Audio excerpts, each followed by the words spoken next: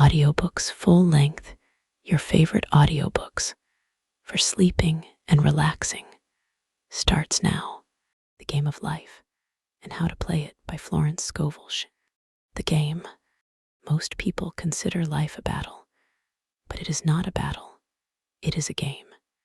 It is a game, however, which cannot be played successfully without the knowledge of spiritual law. And the Old and the New Testaments give the rules of the game with wonderful clearness. Jesus Christ taught that it was a great game of giving and receiving. Whatsoever a man soweth, that shall he also reap.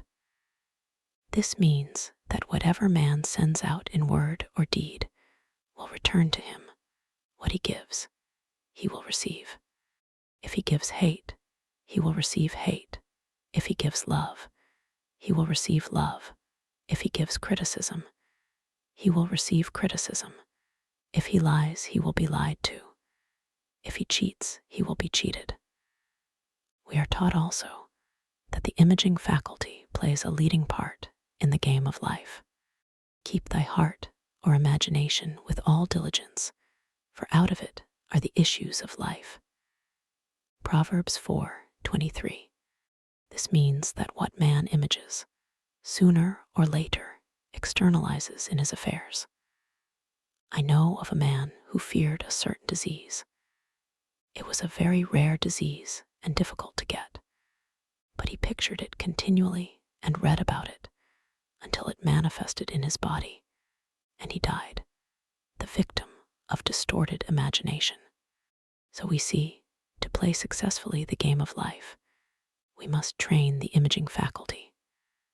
A person with an imaging faculty trained to image only good brings into his life every righteous desire of his heart: health, wealth, love, friends, perfect self-expression, his highest ideals. The imagination has been called the scissors of the mind, and it is ever cutting day by day the pictures man sees there, and sooner or later he meets his own creations in his outer world. To train the imagination successfully, man must understand the workings of his mind. The Greeks said, "Know thyself." There are 3 departments of the mind: the subconscious, conscious, and superconscious. The subconscious is simply power without direction. It is like steam or electricity, and it does what it is directed to do. It has no power of induction. Whatever man feels deeply or images clearly is impressed upon the subconscious mind and carried out in minutest detail. For example, a woman I know, when a child, always made believe she was a widow. She dressed up in black clothes and wore a long black veil, and people thought she was very clever and amusing. She grew up and married a man with whom she was deeply in love. In a short time he died, and she wore black and a sweeping veil for many years. The picture of herself as a widow was impressed upon the subconscious mind, and in due time worked itself out, regardless of the havoc created. The conscious mind has been called mortal or carnal mind. It is the human mind and sees life as it appears to be. It sees death, disaster, sickness, poverty, and limitation of every kind, and it impresses the subconscious. The superconscious mind is the God mind within each man, and is the realm of perfect ideas. In it is the perfect pattern spoken of by Plato, the divine design. For there is a divine design for each person. There is a place that you are to fill, and no one else can fill, something you are to do, which no one else can do. There is a perfect picture of this in the superconscious mind. It usually flashes across the conscious as an unattainable ideal, something too good to be true. In reality, it is man's true destiny or destination, flashed to him from the infinite intelligence which is within himself. Many people, however, are in ignorance of their true destinies and are striving for things and situations which do not belong to them and would only bring failure and dissatisfaction if attained. For example, a woman came to me and asked me to speak the word that she would marry a certain man with whom she was very much in love. She called him A.B. I replied that this would be a violation of spiritual law, but that I would speak the word for the right man, the divine selection, the man who belonged to her by divine right. Added, if A.B. is the right man, you can't lose him, and if he isn't, you will receive his equivalent. She saw A.B. frequently, but no headway was made in their friendship. One evening she called and said, "Do you know, for the last week, A.B. hasn't seemed so wonderful to me." I replied, "Maybe he is not the divine selection. Another man may be the right one." Soon after that, she met another man who fell in love with her at once and who said she was his ideal. In fact, he said all the things that she had always wished A.B. would say to her. She remarked, it was quite uncanny. She soon returned his love and lost all interest in A.B. This shows the law of substitution. A right idea was substituted for a wrong one. Therefore, there was no loss or sacrifice involved. Jesus Christ said, "Seek ye first the kingdom of God and his righteousness, and all these things shall be added unto you." And he said the kingdom was within man. The kingdom is the realm of right ideas, or the divine pattern. Jesus Christ taught that man's words played a leading part in the game of life. By your words ye are justified, and by your words ye are condemned. Many people have brought disaster into their lives through idle words. For example, a woman once asked me why her life was now one of poverty of limitation. Formerly, she had a home, was surrounded by beautiful things, and had plenty of money. We found she had often tired of the management of her home and had said repeatedly, "I'm sick and tired of things. I wish I lived in a trunk." And she added, "Today I am living in that trunk." She had spoken herself into a trunk. The subconscious mind has no sense of humor, and people often joke themselves into unhappy experiences. For example, a woman who had a great deal of money joked continually about getting ready for the poorhouse. In a few years, she was almost destitute, having impressed the subconscious mind with a picture of lack and limitation. Fortunately, the law works both ways, and a situation of lack may be changed to one of plenty. For example, a woman came to me one hot summer's day for a treatment for prosperity. She was worn out, dejected, and discouraged. She said she possessed just $8 in the world. I said, "Good, we'll bless the $8 and multiply them as Jesus Christ multiplied the loaves and the fishes." For he taught that every man had the power to bless and to multiply, to heal, and to prosper. She said, "What shall I do next?" I replied, "Follow intuition. Have you a hunch to do anything or to go anywhere? Intuition means intuition, or to be taught from within. It is man's unerring guide, and I will deal more fully with its laws in a following chapter." The woman replied, "I don't know. I seem to have a hunch to go home. I've just enough money for car fare." Her home was in a distant city and was one of lack and limitation, and the reasoning mind or intellect would have said, "Stay in New York and get work and make some money." I replied, "Then go home, never violate a hunch." I spoke the following words for her: "Infinite Spirit, open the way for great abundance." She is an irresistible magnet for all that belongs to her by divine right. I told her to repeat it continually also. She left for home immediately. In calling on a woman one day, she linked up with an old friend of her family. Through this friend, she received thousands of dollars in a most miraculous way. She has said to me often, "Tell people about the woman who came to you with $8 and a hunch." There is always plenty on man's pathway, but it can only be brought into manifestation through desire, faith, or the spoken word. Jesus Christ brought out clearly that man must make the first move. Ask, and it shall be given you. Seek, and ye shall find. Knock, and it shall be opened unto you. Matthew 7:7. In the scriptures we read, "Concerning the works of my hands, command ye me." Infinite intelligence, God, is ever ready to carry out man's smallest or greatest demands. Every desire, uttered or unexpressed, is a demand. We are often startled by having a wish suddenly fulfilled.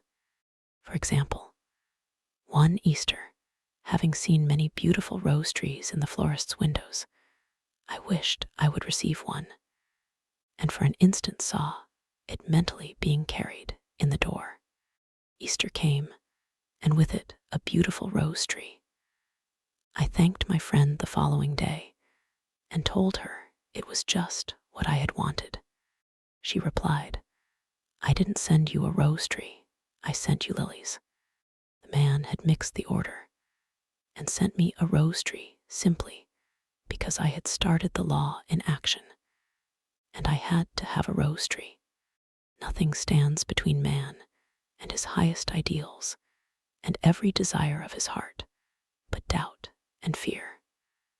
When man can wish without worrying, every desire will be instantly fulfilled. I will explain more fully in a following chapter the scientific reason for this and how fear must be erased from the consciousness. It is man's only enemy: fear of lack, fear of failure, fear of sickness, fear of loss, and a feeling of insecurity on some plane. Jesus Christ said, "Why are ye fearful, O ye of little faith?" Matthew 8:26. So we can see we must substitute faith for fear. For fear is only inverted faith. It is faith in evil instead of good. The object of the game of life is to see clearly one's good and to obliterate all mental pictures of evil. This must be done by impressing the subconscious mind with a realization of good. A very brilliant man who has attained great success told me he had suddenly erased all fear from his consciousness by reading a sign which hung in a room. He saw printed in large letters this statement, "Why worry? It will probably never happen." These words were stamped indelibly upon his subconscious mind, and he has now a firm conviction that only good can come into his life. Therefore, only good can manifest. In the following chapter, one will deal with the different methods of impressing the subconscious mind. It is man's faithful servant, but one must be careful to give it the right orders. Man has ever a silent listener at his side, his subconscious mind. Every thought, every word is impressed upon it and carried out in amazing detail. It is like a singer making a record on the sensitive disc of the phonographic plate. Every note and tone of the singer's voice is registered. If he coughs or hesitates, it is registered also. So let us break all the old bad records in the subconscious mind, the records of our lives, which we do not wish to keep, and make new and beautiful ones. Speak these words aloud, with power and conviction. I now smash and demolish, by my spoken word, every untrue record in my subconscious mind. They shall return to the dust heap of their native nothingness, for they came from my own vain imaginings. I now make my perfect records through the Christ within the records of health, wealth, love, and perfect self-expression. This is the square of life, the game completed. In the following chapters, I will show how man can change his conditions by changing his words. Any man who does not know the power of the word is behind the times. Death and life are in the power of the tongue. Proverbs 18:21. The law of prosperity. Yea, the Almighty shall be thy defense, and thou shalt have plenty of silver. One of the greatest messages given to the race through the scriptures is that God is man's supply, and that man can release, through his spoken word, all that belongs to him by divine right. He must, however, have perfect faith in his spoken word. Isaiah said, "My word shall not return unto me void, but shall accomplish that whereunto it is sent." We know now that words and thoughts are a tremendous vibratory force, ever molding man's body and affairs. A woman came to me in great distress and said she was to be sued on the 15th of the month for $3,000. She knew no way of getting the money and was in despair. I told her God was her supply, and that there is a supply for every demand. So I spoke the word. I gave thanks that the woman would receive $3,000 at the right time in the right way. I told her she must have perfect faith and act her perfect faith. The 15th came, but no money had materialized. She called me on the phone and asked what she was to do. I replied, "It is Saturday, so they won't sue you today.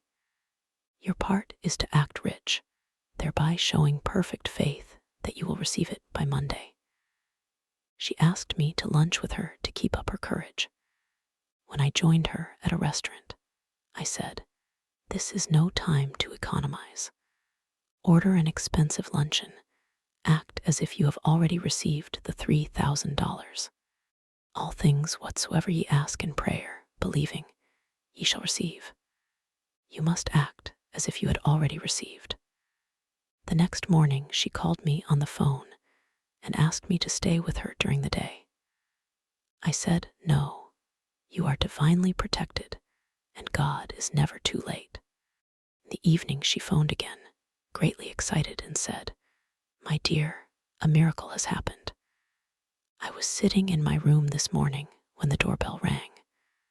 I said to the maid, 'Don't let anyone in.' The maid, however, looked out the window and said, 'It's your cousin with the long white beard.' So I said, 'Call him back. I would like to see him.' He was just turning the corner when he heard the maid's voice, and he came back.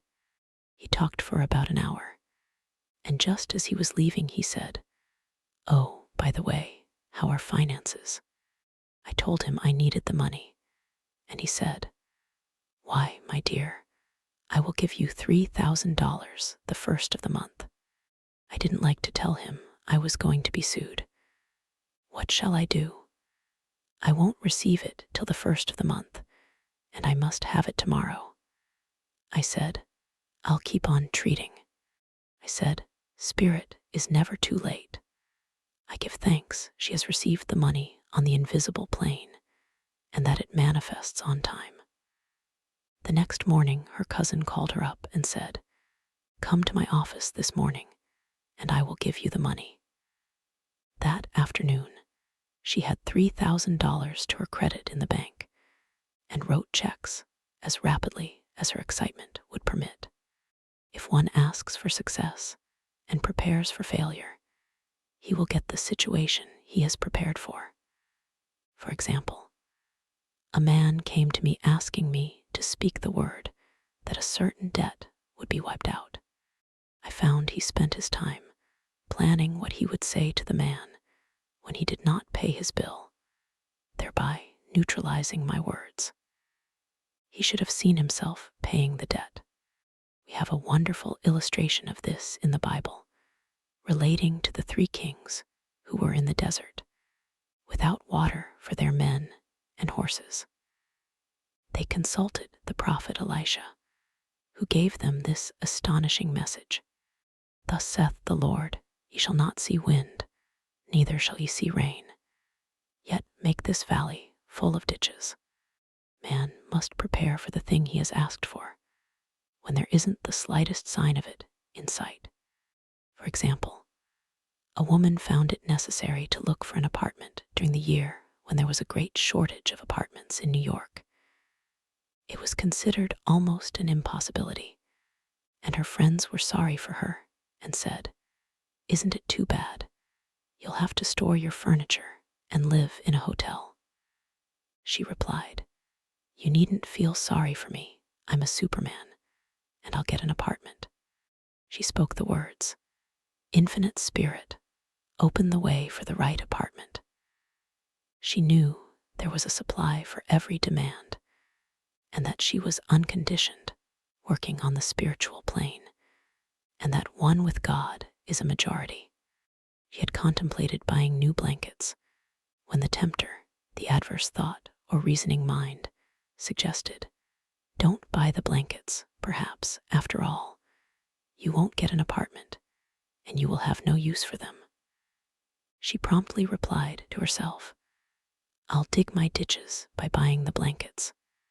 So she prepared for the apartment, acted as though she already had it. She found one in a miraculous way, and it was given to her, although there were over 200 other applicants. The blankets showed active faith. It is needless to say that the ditches dug by the 3 kings in the desert were filled to overflowing. Read, Kings. Getting into the spiritual swing of things is no easy matter for the average person. The adverse thoughts of doubt and fear surge from the subconscious. They are the army of the aliens, which must be put to flight. This explains why it is so often darkest before the dawn. Big demonstration is usually preceded by tormenting thoughts. Having made a statement of high spiritual truth, one challenges the old beliefs in the subconscious, and error is exposed to be put out. This is the time when one must make his affirmations of truth repeatedly, and rejoice and give thanks that he has already received. "Before ye call, I shall answer." This means that every good and perfect gift is already man's, awaiting his recognition. Man can only receive what he sees himself receiving. The children of Israel were told that they could have all the land they could see. This is true of every man. He has only the land within his own mental vision. Every great work, every big accomplishment has been brought into manifestation through holding to the vision. And often just before the big achievement comes apparent failure and discouragement. The children of Israel, when they reached the promised land, were afraid to go in, for they said it was filled with giants who made them feel like grasshoppers.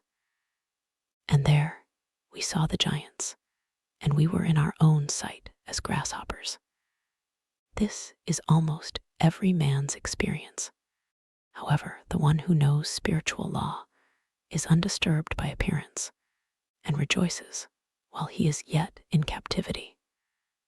That is, he holds to his vision and gives thanks that the end is accomplished. He has received. Jesus Christ gave a wonderful example of this. He said to his disciples, "Say not ye, there are yet 4 months, and then cometh the harvest. Behold, I say unto you, lift up your eyes and look on the fields, for they are ripe already to harvest." His clear vision pierced the world of matter, and he saw clearly the 4th dimensional world, things as they really are, perfect and complete in divine mind. So man must ever hold the vision of his journey's end and demand the manifestation of that which he has already received. It may be his perfect health, love, supply, self-expression, home, or friends.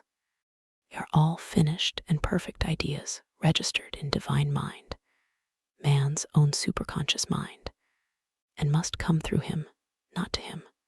For example, a man came to me asking for treatments for success. It was imperative that he raise, within a certain time, $50,000 for his business.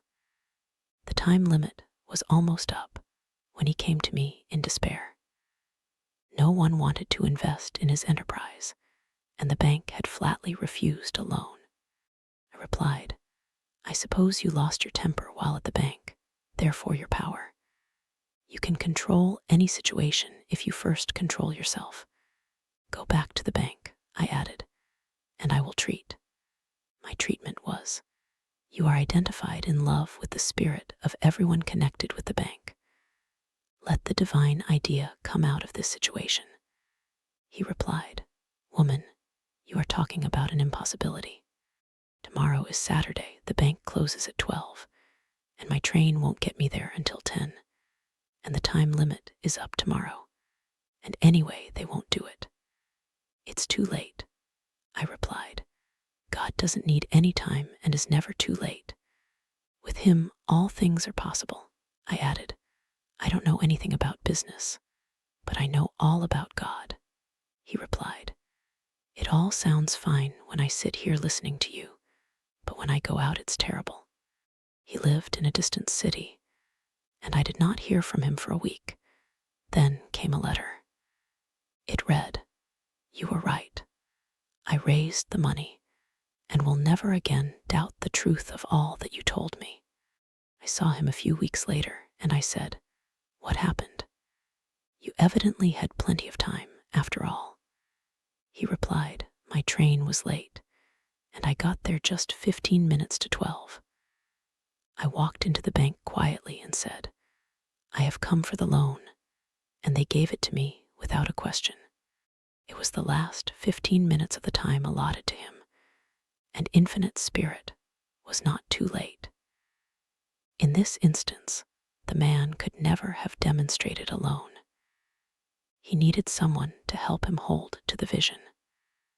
This is what one man can do for another. Jesus Christ knew the truth of this when he said, "If two of you shall agree on earth as touching anything that they shall ask, it shall be done for them of my Father which is in heaven." One gets too close to his own affairs and becomes doubtful and fearful. The friend or healer sees clearly the success, health, or prosperity and never wavers because he is not close to the situation. It is much easier to demonstrate for someone else than for oneself. So a person should not hesitate to ask for help if he feels himself wavering. A keen observer of life once said, "No man can fail if some one person sees him successful." Such is the power of the vision, and many a great man has owed his success to a wife, or sister, or a friend who believed in him and held without wavering to the perfect pattern. The power of the word. By thy words thou shalt be justified, and by thy words thou shalt be condemned. A person knowing the power of the word becomes very careful of his conversation. He has only to watch the reaction of his words to know that they do not return void. Through his spoken word, man is continually making laws for himself. I knew a man who said, "I always miss a car. It invariably pulls out just as I arrive." His daughter said, "I always catch a car. It's sure to come just as I get there." This occurred for years. Each had made a separate law for himself, one of failure, one of success. This is the psychology of superstitions. Horseshoe or rabbit's foot contains no power, but man's spoken word and belief that it will bring him good luck creates expectancy in the subconscious mind and attracts a lucky situation. I find, however, this will not work when man has advanced spiritually and knows a higher law. One cannot turn back and must put away graven images.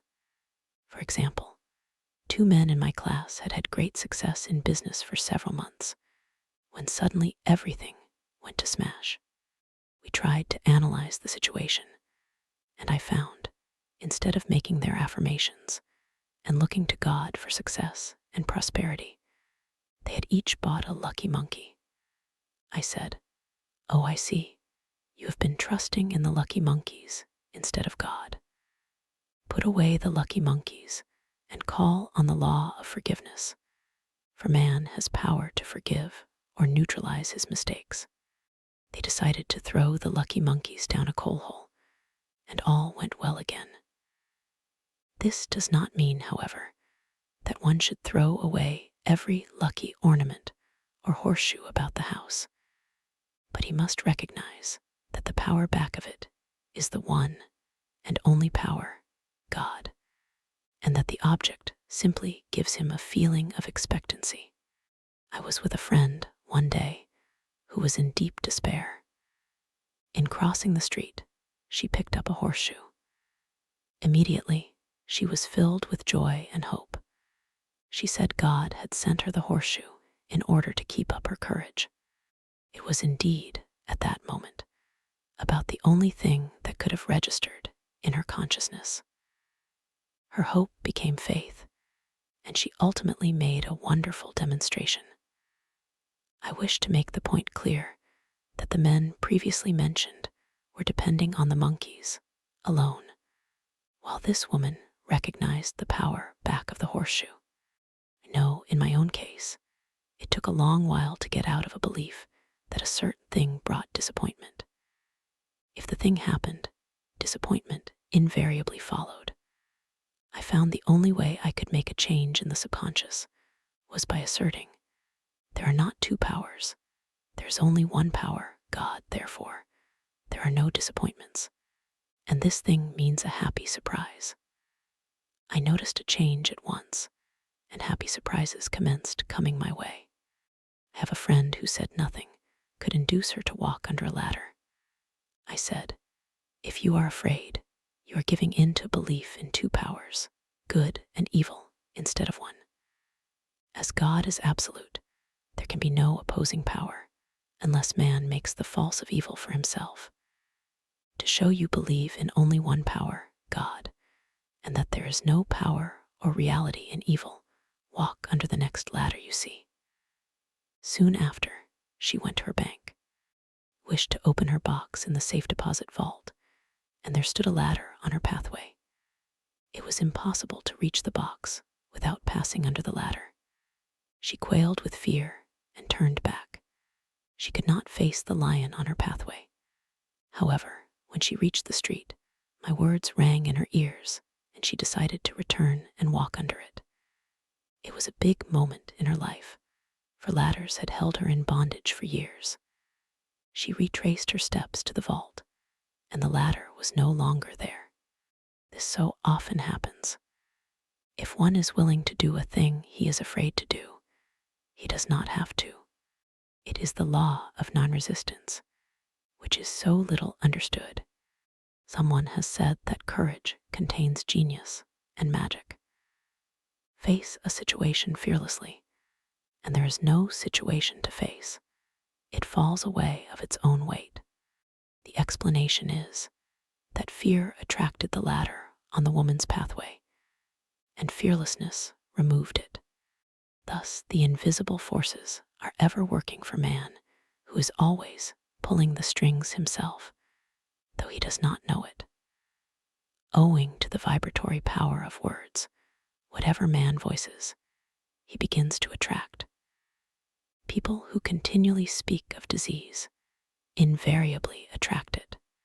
After man knows the truth, he cannot be too careful of his words. For example, I have a friend who often says on the phone, "Do come to see me and have a fine old-fashioned chat." This old-fashioned chat means an hour of about 500 to 1,000 destructive words, the principal topics being loss, lack, failure, and sickness. I reply, "No, I thank you. I've had enough old-fashioned chats in my life. They are too expensive, but I will be glad to have a new-fashioned chat and talk about what we want, not what we don't want." There is an old saying that man only dares use his words for three purposes: to heal, bless, or prosper. What man says of others will be said of him, and what he wishes for another, he is wishing for himself. Curses, like chickens, come home to roost. If a man wishes someone bad luck, he is sure to attract bad luck himself. If he wishes to aid someone to success, he is wishing and aiding himself to success. The body may be renewed and transformed through the spoken word and clear vision, and disease be completely wiped out of the consciousness. The metaphysician knows that all disease has a mental correspondence, and in order to heal the body, one must first heal the soul. The soul is the subconscious mind, and it must be saved from wrong thinking. In the 23rd Psalm, we read, "He restoreth my soul."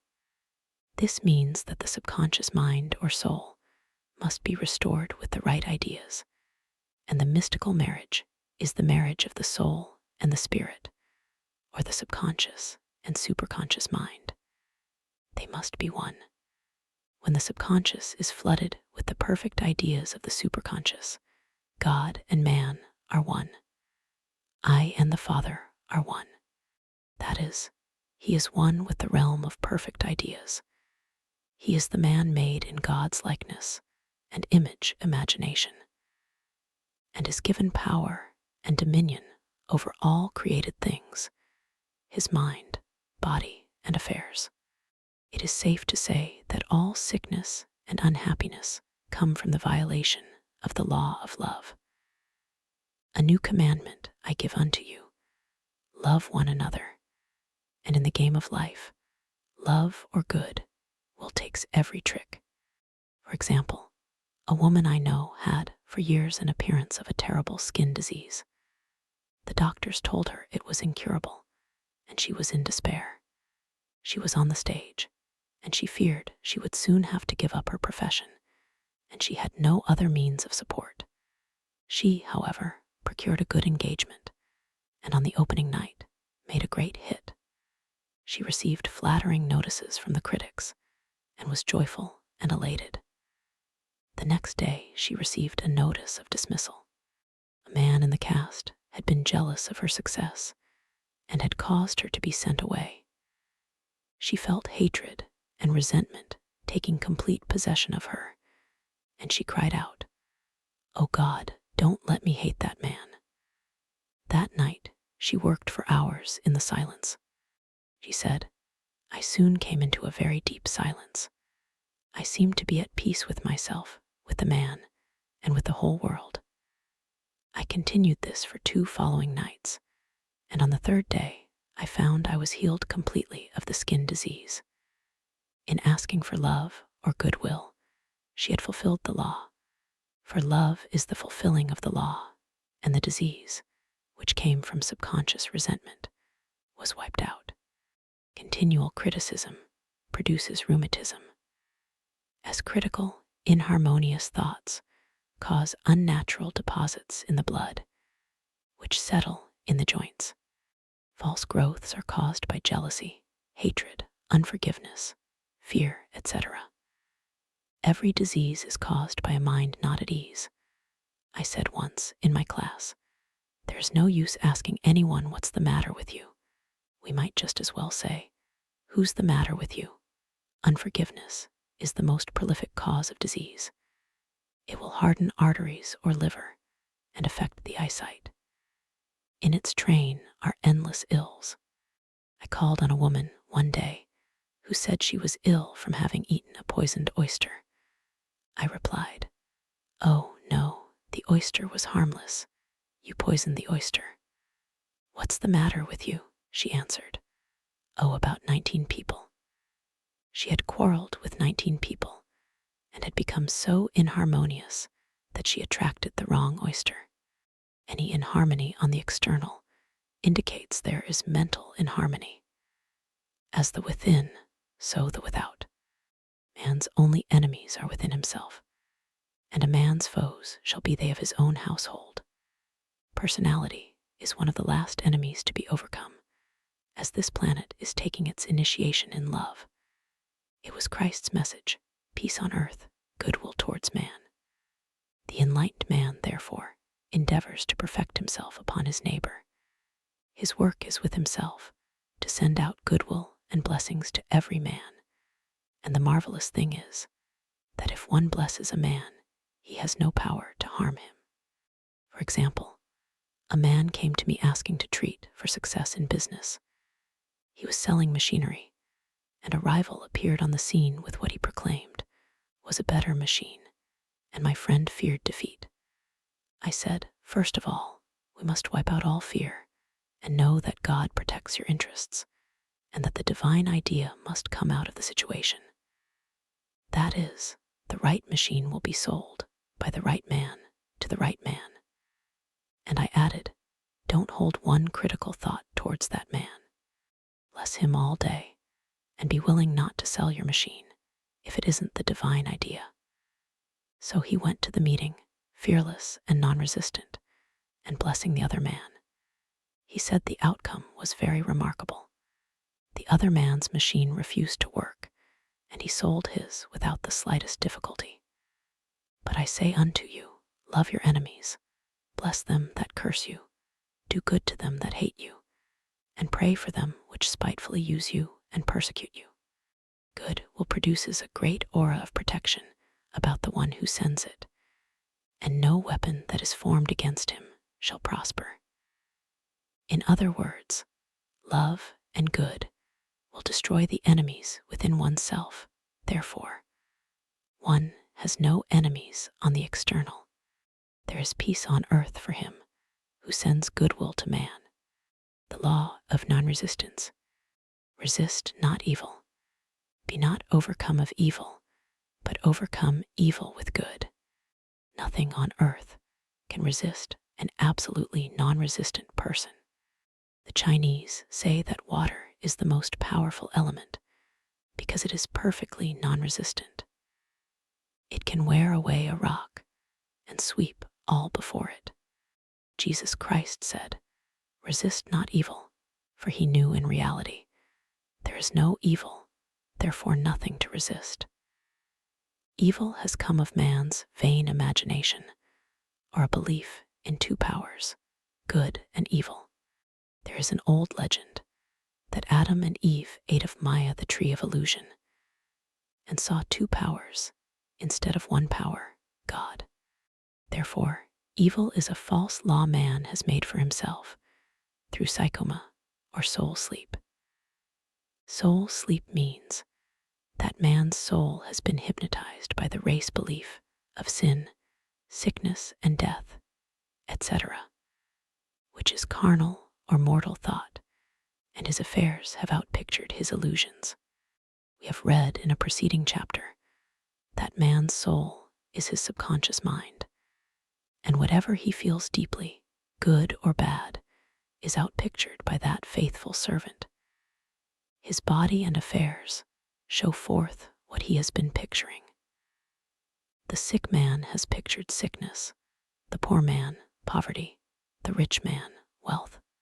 People often say, why does a little child attract illness when it is too young even to know what it means? I answer that children are sensitive and receptive to the thoughts of others about them, and often outpicture the fears of their parents.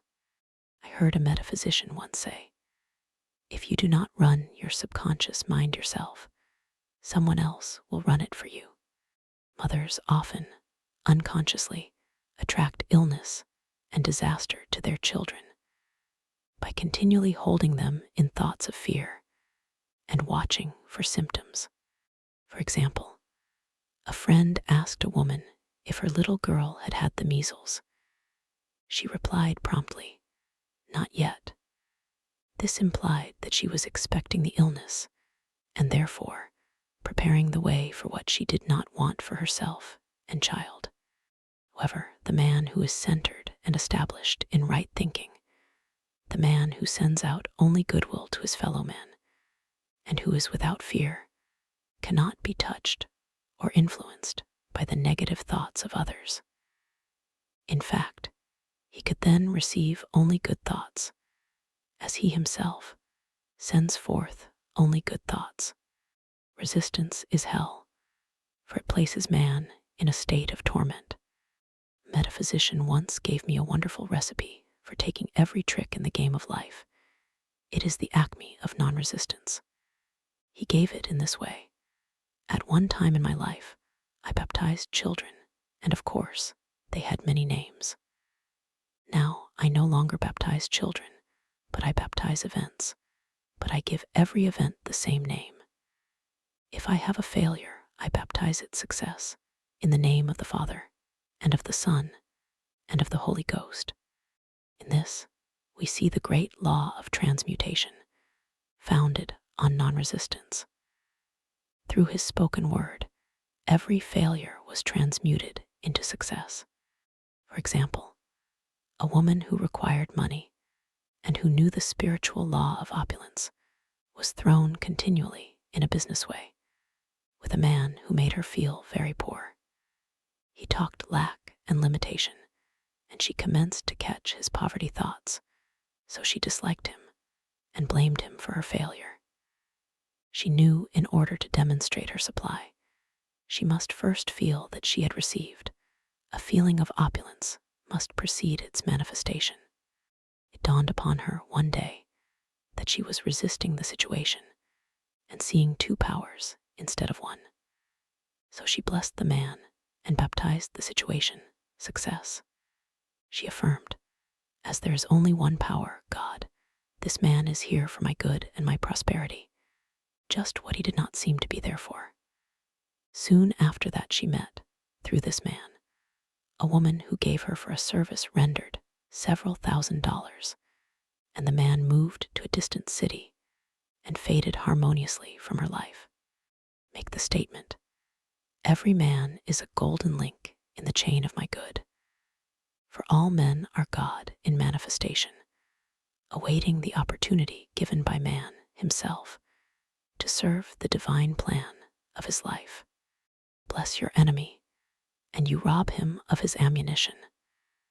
His arrows will be transmuted into blessings. This law is true of nations as well as individuals.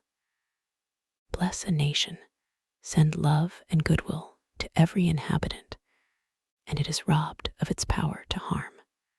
Man can only get the right idea of non-resistance through spiritual understanding. My students have often said, I don't want to be a doormat. I reply, when you use non-resistance with wisdom, no one will ever be able to walk over you. Another example. One day I was impatiently awaiting an important telephone call. I resisted every call that came in and made no outgoing calls myself, reasoning that it might interfere with the one I was awaiting. Instead of saying, divine ideas never conflict, the call will come at the right time, leaving it to infinite intelligence to arrange, I commenced to manage things myself. I made the battle mine, not God's, and remained tense and anxious.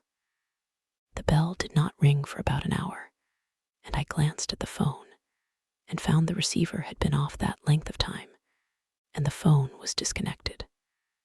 My anxiety, fear, and belief in interference had brought on a total eclipse of the telephone. Realizing what I had done, I commenced blessing the situation at once. I baptized it success and affirmed, I cannot lose any call that belongs to me by divine right. I am under grace and not under law. A friend rushed out to the nearest telephone to notify the company to reconnect. She entered a crowded grocery, but the proprietor left his customers and attended to the call himself. My phone was connected at once, and 2 minutes later, I received a very important call, and about an hour afterward, the one I had been awaiting. Once ships come in over a calm sea, so long as man resists a situation, he will have it with him. If he runs away from it, it will run after him. For example, I repeated this to a woman one day, and she replied, "How true that is. I was unhappy at home. I disliked my mother, who was critical and domineering. So I ran away and was married. But I married my mother, for my husband was exactly like my mother, and I had the same situation to face again. Agree with thine adversary quickly." That means agree that the adverse situation is good, be undisturbed by it, and it falls away of its own weight. "None of these things move me" is a wonderful affirmation. The inharmonious situation comes from some inharmony within man himself. When there is, in him, no emotional response to an inharmonious situation, it fades away forever from his pathway. So we see man's work is ever with himself. People have said to me, "Give treatments to change my husband or my brother."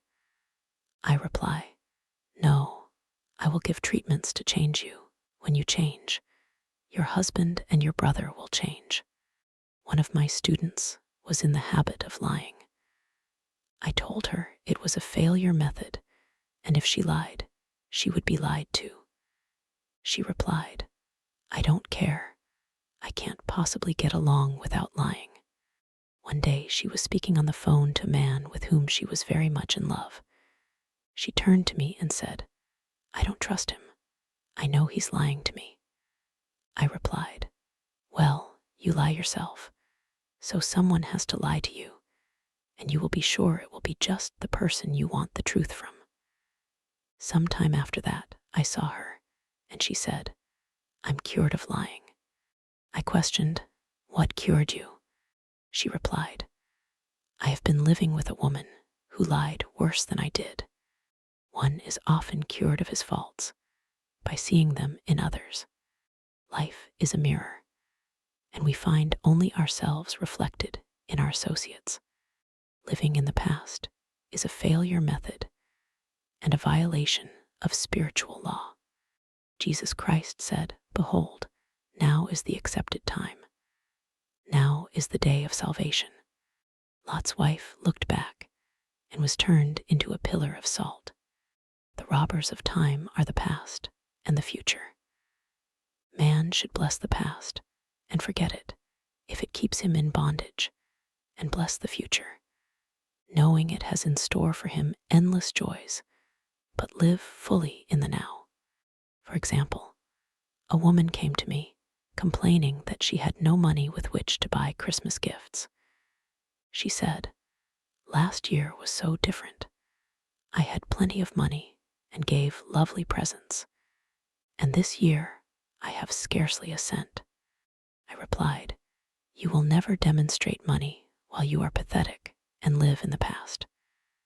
Live fully in the now and get ready to give Christmas presents. Dig your ditches and the money will come." She exclaimed, "I know what to do. I will buy some tinsel twine, Christmas seals, and wrapping paper."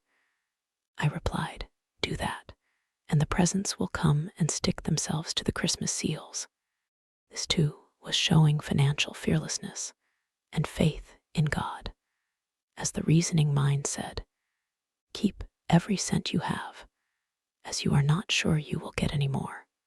She bought the seals, paper, and twine, and a few days before Christmas, received a gift of several $100s. Buying the seals and twine had impressed the subconscious with expectancy and opened the way for the manifestation of the money. She purchased all the presents in plenty of time. Man must live suspended in the moment. Look well, therefore, to this day. Such is the salutation of the dawn.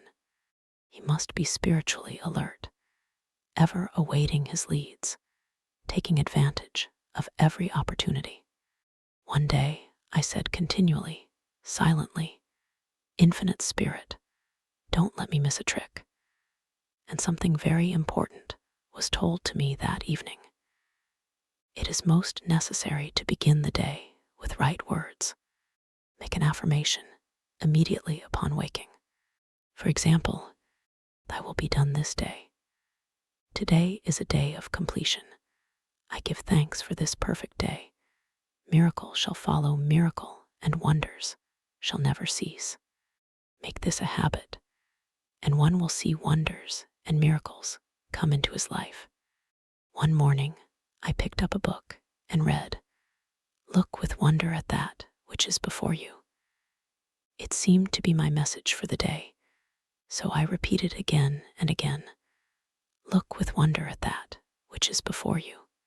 At about noon, a large sum of money was given me, which I had been desiring for a certain purpose. In a following chapter, I will give affirmations that I have found most effective. However, one should never use an affirmation unless it is absolutely satisfying and convincing to his own consciousness. And often an affirmative is changed to suit different people. For example, the following has brought success to many. I have a wonderful work in a wonderful way. I give wonderful service for wonderful pay. I gave the first 2 lines to one of my students, and she added the last 2. It made a most powerful statement, as there should always be perfect payment for perfect service, and a rhyme sinks easily into the subconscious. She went about singing it aloud, and soon did receive wonderful work in a wonderful way, and gave wonderful service for wonderful pay. Another student, a businessman, took it and changed the word work to business. He repeated, "I have a wonderful business in a wonderful way, and I give wonderful service for wonderful pay." That afternoon, he made a $41,000 deal, though there had been no activity in his affairs for months. Every affirmation must be carefully worded and completely cover the ground.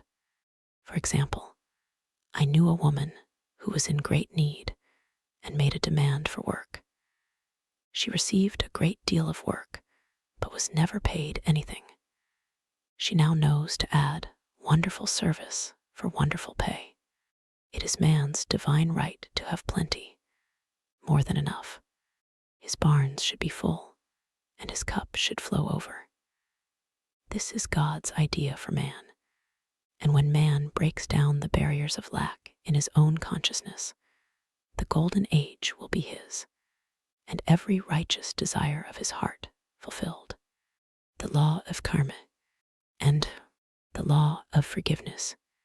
Man receives only that which he gives. The game of life is a game of boomerangs. Man's thoughts, deeds, and words return to him sooner or later with astounding accuracy.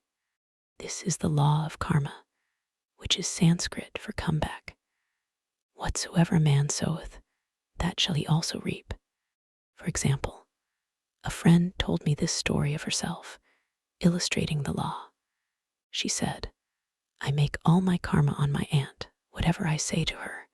Someone says to me, I am often irritable at home, and one day said to my aunt, who was talking to me during dinner, 'No more talk, I wish to eat in peace.' The following day, I was lunching with a woman with whom I wished to make a great impression. I was talking animatedly when she said, 'No more talk, I wish to eat in peace.' My friend is high in consciousness, so her karma returns much more quickly than to one on the mental plane. The more man knows, the more he is responsible for, and a person with a knowledge of spiritual law, which he does not practice, suffers greatly in consequence. The fear of the Lord law is the beginning of wisdom. If we read the word Lord law, it will make many passages in the Bible much clearer. Vengeance is mine, I will repay, saith the Lord law. It is the law which takes vengeance, not God. God sees man perfect, created in his own image, imagination, and given power and dominion. This is the perfect idea of man, registered in divine mind, awaiting man's recognition. For man can only be what he sees himself to be, and only attain what he sees himself attaining. Nothing ever happens without an onlooker, is an ancient saying. Man sees first his failure or success, his joy or sorrow, before it swings into visibility from the scenes set in his own imagination. We have observed this in the mother picturing disease for her child, or a woman seeing success for her husband. Jesus Christ said, "And ye shall know the truth, and the truth shall make you free." So we see freedom from all unhappy conditions comes through knowledge, a knowledge of spiritual law. Obedience precedes authority, and the law obeys man when he obeys the law. The law of electricity must be obeyed before it becomes man's servant. When handled ignorantly, it becomes man's deadly foe. So with the laws of mind. For example, a woman with a strong personal will wished she owned a house which belonged to an acquaintance, and she often made mental pictures of herself living in the house. In the course of time, the man died, and she moved into the house. Several years afterwards, coming into the knowledge of spiritual law, she said to me, "Do you think I had anything to do with that man's death?" I replied, "Yes, your desire was so strong, everything made way for it, but you paid your karmic debt. Your husband, whom you loved devotedly, died soon after, and the house was a white elephant on your hands for years." The original owner, however, could not have been affected by her thoughts had he been positive in the truth, nor her husband, but they were both under karmic law. The woman should have said, feeling the great desire for the house, "Infinite intelligence, give me the right house, equally as charming as this, the house which is mine by divine right." The divine selection would have given perfect satisfaction and brought good to all. The divine pattern is the only safe pattern to work by. Desire is a tremendous force and must be directed in the right channels, or chaos ensues. In demonstrating, the most important step is the first step, to ask aright. Man should always demand only that which is his by divine right. To go back to the illustration, had the woman taken this attitude, "If this house I desire is mine, I cannot lose it if it is not. Give me its equivalent," the man might have decided to move out harmoniously had it been the divine selection for her, or another house would have been substituted. Anything forced into manifestation through personal will is always ill-got and has ever bad success. Man is admonished, "My will be done, not thine," and the curious thing is, man always gets just what he desires when he does relinquish personal will, thereby enabling infinite intelligence to work through him. Stand ye still and see the salvation of the Lord. Law. For example, a woman came to me in great distress. Her daughter had determined to take a very hazardous trip, and the mother was filled with fear. She said she had used every argument, had pointed out the dangers to be encountered, and forbidden her to go. But the daughter became more and more rebellious and determined. I said to the mother, "You are forcing your personal will upon your daughter, which you have no right to do, and your fear of the trip is only attracting it, for man attracts what he fears." I added, "Let go and take your mental hands off, put it in God's hands, and use this statement. I put this situation in the hands of infinite love and wisdom. If this trip is the divine plan, I bless it and no longer resist.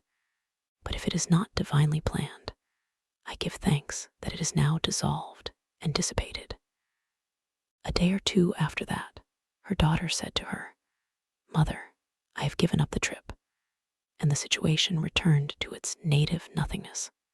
It is learning to stand still, which seems so difficult for man. I have dealt more fully with this law in the chapter on non-resistance. I will give another example of sowing and reaping, which came in the most curious way. A woman came to me saying she had received a counterfeit $20 bill given to her at the bank. She was much disturbed, for she said, "The people at the bank will never acknowledge their mistake." I replied, "Let us analyze the situation and find out why you attracted it." She thought a few moments and exclaimed, "I know it. I sent a friend a lot of stage money just for a joke." So the law had sent her some stage money, for it doesn't know anything about jokes. I said, "Now we will call on the law of forgiveness and neutralize the situation." Christianity is founded upon the law of forgiveness. Christ has redeemed us from the curse of the karmic law, and the Christ within each man is his Redeemer and salvation from all inharmonious conditions. So I said, "Infinite Spirit, we call on the law of forgiveness and give thanks that she is under grace and not under law, and cannot lose this $20, which is hers by divine right. Now," I said, "go back to the bank and tell them fearlessly that it was given you there by mistake." She obeyed, and to her surprise, they apologized and gave her another bill, treating her most courteously. So knowledge of the law gives man power to rub out his mistakes. Man cannot force the external to be what he is not. If he desires riches, he must be rich first in consciousness.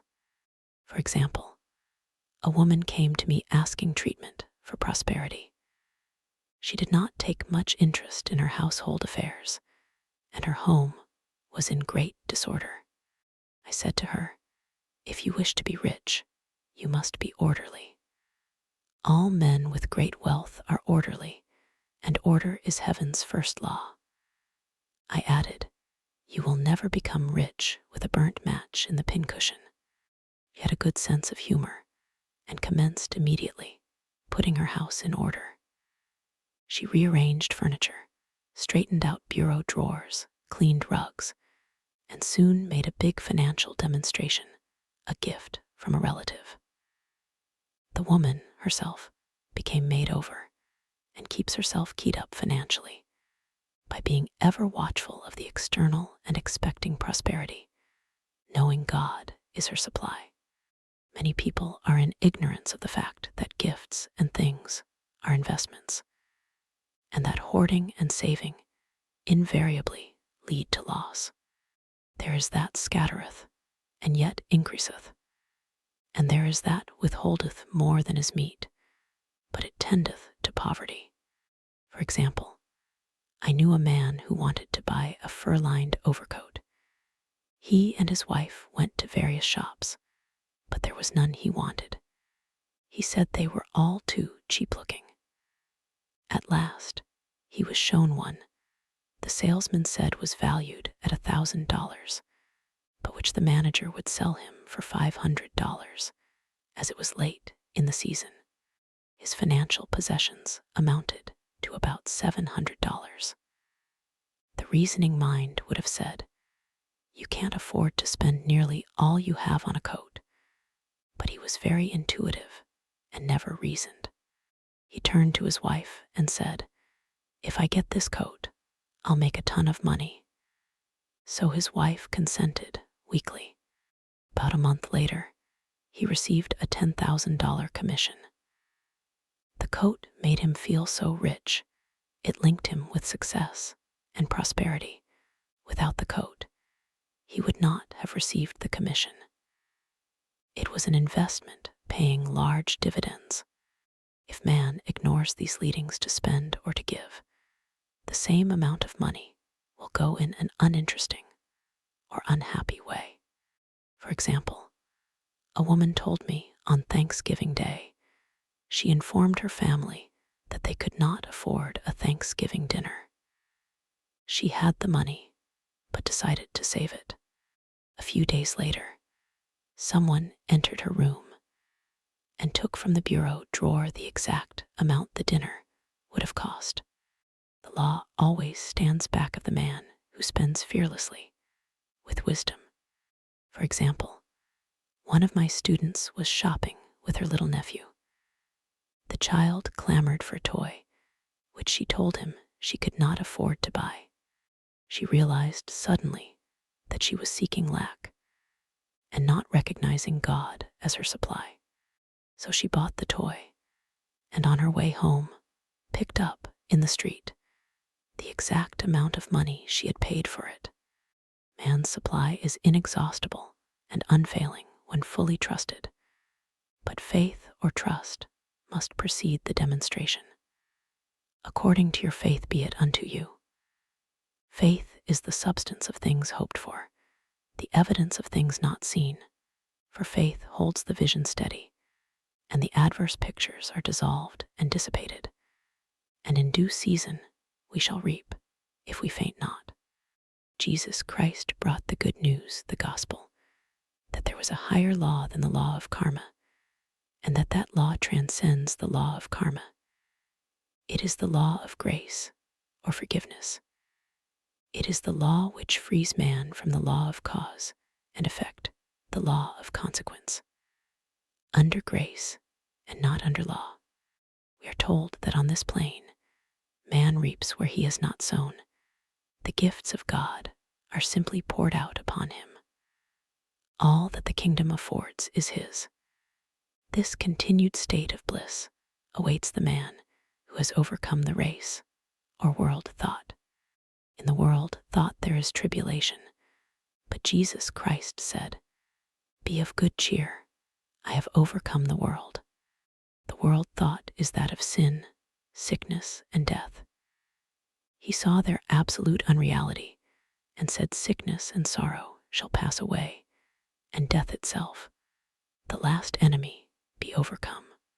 We know now, from a scientific standpoint, that death could be overcome by stamping the subconscious mind with the conviction of eternal youth and eternal life. The subconscious, being simply power without direction, carries out orders without questioning, working under the direction of the superconscious, the Christ, or God within man. The resurrection of the body would be accomplished. Man would no longer throw off his body in death. It would be transformed into the body electric, sung by Walt Whitman. For Christianity is founded upon the forgiveness of sins and an empty tomb, casting the burden, impressing the subconscious. When man knows his own powers and the workings of his mind, his great desire is to find an easy and quick way to impress the subconscious with good. For simply an intellectual knowledge of the truth will not bring results. In my own case, I found the easiest way is in casting the burden. A metaphysician once explained it in this manner. He said, "The only thing which gives anything weight in nature is the law of gravitation. And if a boulder could be taken high above the planet, there would be no weight in that boulder." And that is what Jesus Christ meant when he said, "My yoke is easy and my burden is light." He had overcome the world vibration and functioned in the fourth dimensional realm, where there is only perfection, completion, life, and joy. He said, "Come to me, all ye that labor and are heavy laden, and I will give you rest. Take my yoke upon you, for my yoke is easy and my burden is light." We are also told in the 55th Psalm to cast thy burden upon the Lord. Many passages in the Bible state that the battle is God's, not man's, and that man is always to stand still and see the salvation of the Lord.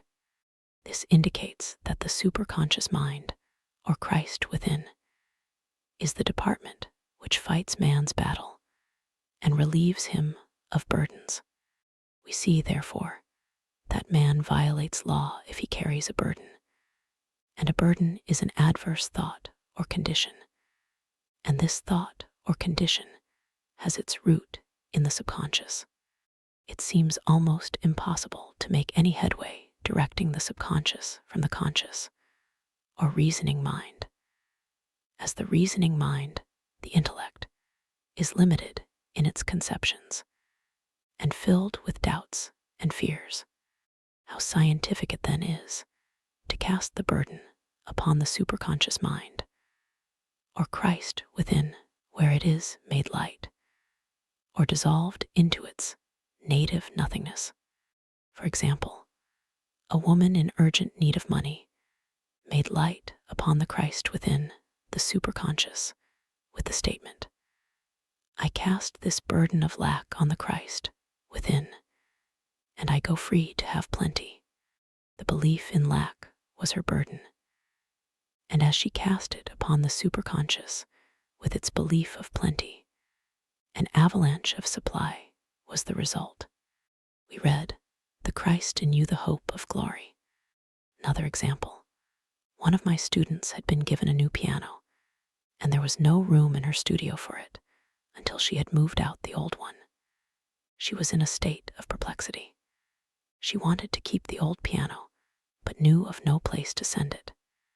She became desperate, as the new piano was to be sent immediately, in fact, was on its way, with no place to put it.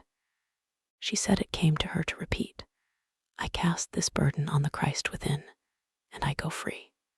A few moments later, her phone rang, and a woman friend asked if she might rent her old piano, and it was moved out a few minutes before the new one arrived. I knew a woman whose burden was resentment. She said, I cast this burden of resentment on the Christ within, and I go free to be loving, harmonious, and happy. The almighty superconscious flooded the subconscious with love, and her whole life was changed. For years, resentment had held her in a state of torment and imprisoned her soul, the subconscious mind.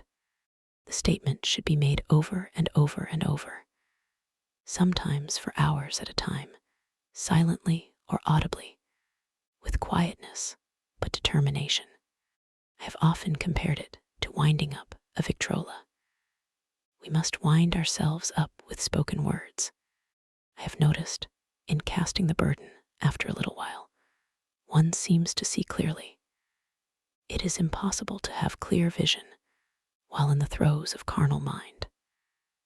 Doubts and fear poison the mind, and body and imagination runs riot, attracting disaster and disease. In steadily repeating the affirmation, I cast this burden on the Christ within and go free, the vision clears, and with it a feeling of relief, and sooner or later comes the manifestation of good, be it health, happiness, or supply. One of my students once asked me to explain the darkness before the dawn. I referred in a preceding chapter to the fact that often, before the big demonstration, everything seems to go wrong, and deep depression clouds the consciousness.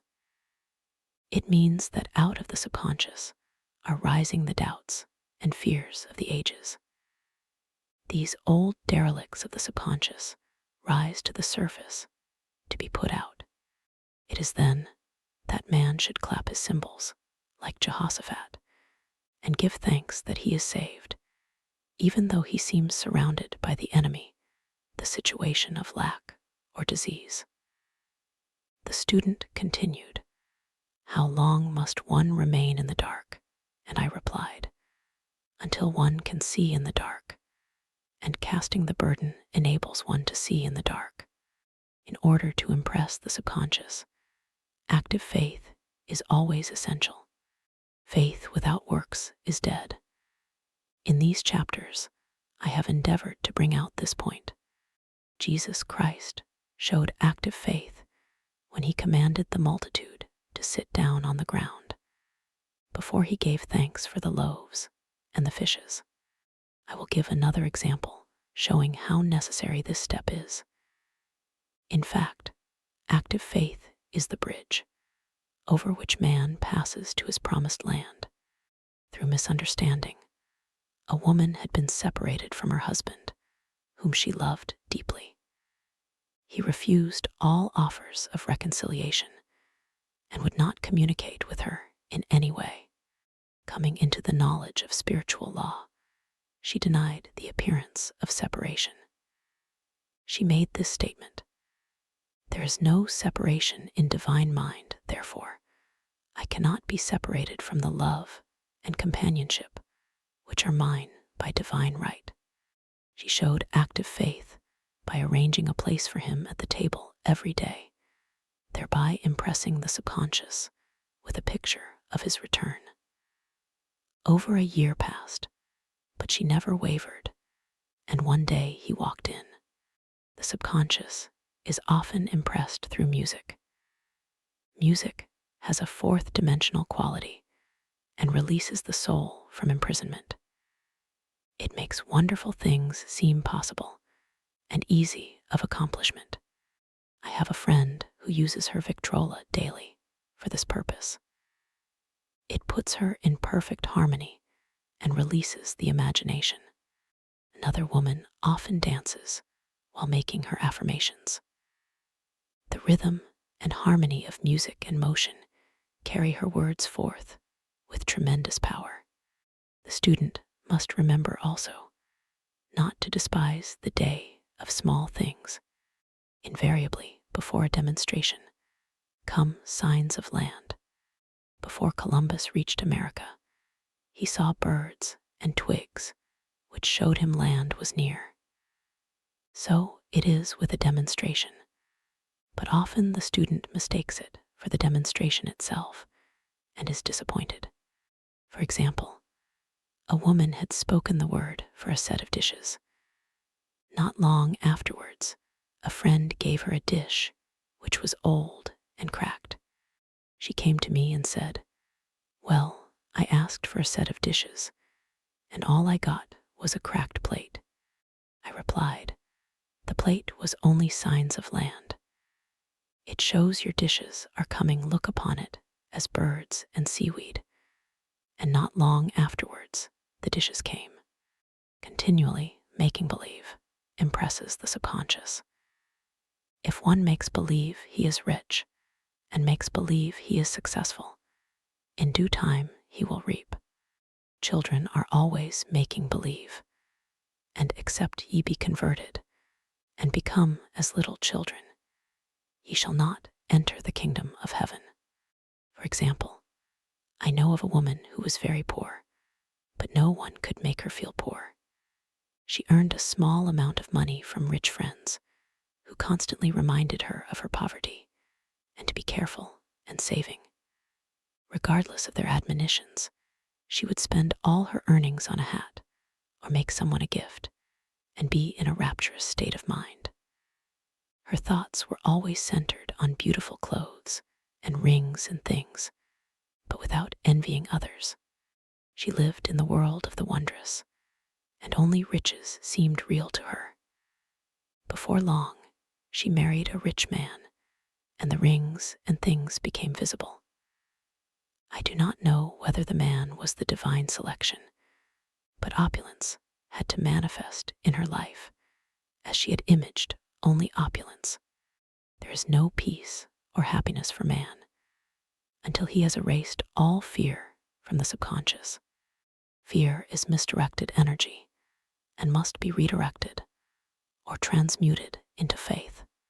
Jesus Christ said, "Why are ye fearful, O ye of little faith? All things are possible to him that believeth." I am asked so often by my students, how can I get rid of fear?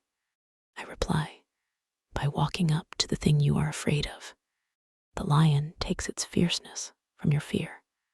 Walk up to the lion, and he will disappear. Run away, and he runs after you. I have shown in previous chapters how the lion of lack disappeared when the individual spent money fearlessly, showing faith that God was his supply, and therefore unfailing. Many of my students have come out of the bondage of poverty and are now bountifully supplied through losing all fear of letting money go out. The subconscious is impressed with the truth that God is the giver and the gift. Therefore, as one is one with the giver, he is one with the gift. A splendid statement is, I now thank God the giver for God the gift. Man has so long separated himself from his good and his supply through thoughts of separation and lack that sometimes it takes dynamite to dislodge these false ideas from the subconscious. And the dynamite is a big situation. We see in the foregoing illustration how the individual was freed from his bondage by showing fearlessness.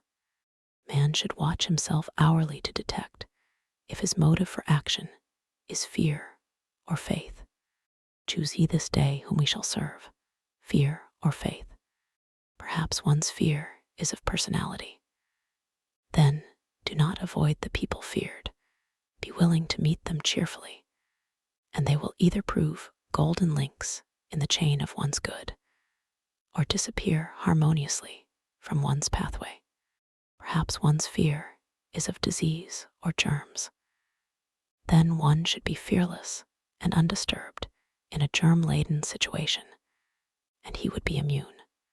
One can only contract germs while vibrating at the same rate as the germ, and fear drags men down to the level of the germ. Of course, the disease-laden germ is the product of carnal mind, as all thought must objectify. Germs do not exist in the superconscious or divine mind, therefore are the product of man's vain imagination. In the twinkling of an eye, man's release will come when he realizes there is no power in evil. The material world will fade away, and the fourth dimensional world, the world of the wondrous, will swing into manifestation. And I saw a new heaven and a new earth, and there shall be no more death, neither sorrow nor crying, neither shall there be any more pain, for the former things are passed away. Love, every man on this planet is taking his initiation in love. A new commandment I give unto you, that ye love one another. Ouspensky states, in Tertium Organum, that love is a cosmic phenomenon and opens to man the fourth dimensional world, the world of the wondrous. Real love is selfless and free from fear. It pours itself out upon the object of its affection without demanding any return. Its joy is in the joy of giving. Love is God in manifestation and the strongest magnetic force in the universe. Pure, unselfish love draws to itself its own. It does not need to seek or demand. Scarcely anyone has the faintest conception of real love.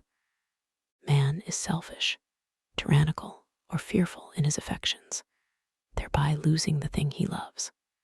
Jealousy is the worst enemy of love, for the imagination runs riot, seeing the loved one attracted to another, and invariably these fears objectify if they are not neutralized. For example, a woman came to me in deep distress. The man she loved had left her for other women and said he never intended to marry her. She was torn with jealousy and resentment and said she hoped he would suffer as he had made her suffer, and added, how could he leave me when I loved him so much? I replied, you are not loving that man, you are hating him, and added, you can never receive what you have never given. Give a perfect love, and you will receive a perfect love. Perfect yourself on this man. Give him a perfect, unselfish love, demanding nothing in return. Do not criticize or condemn, and bless him wherever he is. She replied, no, I won't bless him unless I know where he is. Well, I said, that is not real love. When you send out real love will return to you. either from this man or his equivalent. For if this man is not the divine selection, you will not want him. As you are one with God, you are one with the love which belongs to you by divine right. Several months passed, and matters remained about the same, but she was working conscientiously with herself. I said, when you are no longer disturbed by his cruelty, he will cease to be cruel, as you are attracting it through your own emotions. Then I told her of a brotherhood in India who never said good morning to each other. They used these words, I salute the divinity in you. They saluted the divinity in every man and in the wild animals in the jungle, and they were never harmed, for they saw only God in every living thing. I said, salute the divinity in this man, and say, I see your divine self only. I see you as God sees you, perfect, made in his image and likeness. She found she was becoming more poised, and gradually losing her resentment. He was a captain, and she always called him the Cap. One day she said suddenly, God bless the Cap wherever he is. I replied, now that is real love, and when you have become a complete circle and are no longer disturbed by the situation, you will have his love or attract its equivalent.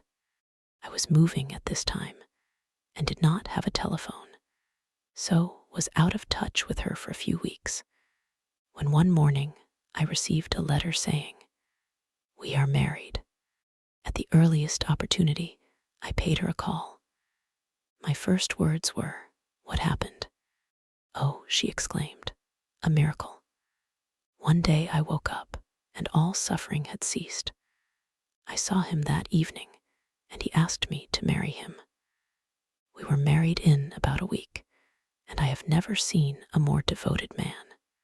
There is an old saying, no man is your enemy, no man is your friend, every man is your teacher. So one should become impersonal and learn what each man has to teach him. And soon he would learn his lessons and be free. The woman's lover was teaching her selfless love, which every man, sooner or later, must learn. Suffering is not necessary for man's development. It is the result of violation of spiritual law. But few people seem able to rouse themselves from their soul sleep without it. When people are happy, they usually become selfish, and automatically the law of karma is set in action. Man often suffers loss through lack of appreciation. I knew a woman who had a very nice husband, but she said often, I don't care anything about being married, but that is nothing against my husband. I'm simply not interested in married life. She had other interests and scarcely remembered she had a husband. She only thought of him when she saw him. One day her husband told her he was in love with another woman and left. She came to me in distress and resentment. I replied, it is exactly what you spoke the word for. You said you didn't care anything about being married, so the subconscious worked to get you unmarried. She said, oh yes, I see. People get what they want and then feel very much hurt. She soon became in perfect harmony with the situation and knew they were both much happier apart. When a woman becomes indifferent or critical and ceases to be an inspiration to her husband, he misses the stimulus of their early relationship and is restless and unhappy. A man came to me dejected, miserable, and poor. His wife was interested in the science of numbers and had had him read. It seems the report was not very favorable, for he said, my wife says I'll never amount to anything because I am a 2. I replied, I don't care what your number is. You are a perfect idea in divine mind, and we will demand the success and prosperity which are already planned for you by that infinite intelligence. Within a few weeks, he had a very fine position, and a year or two later, he achieved a brilliant success as a writer. No man is a success in business unless he loves his work. The picture the artist paints for love of his art is his greatest work. The potboiler is always something to live down. No man can attract money if he despises it. Many people are kept in poverty by saying, "Money means nothing to me, and I have a contempt for people who have it." This is the reason so many artists are poor. Their contempt for money separates them from it. I remember hearing one artist say of another, "He's no good as an artist. He has money in the bank." This attitude of mind, of course, separates man from his supply. He must be in harmony with a thing in order to attract it.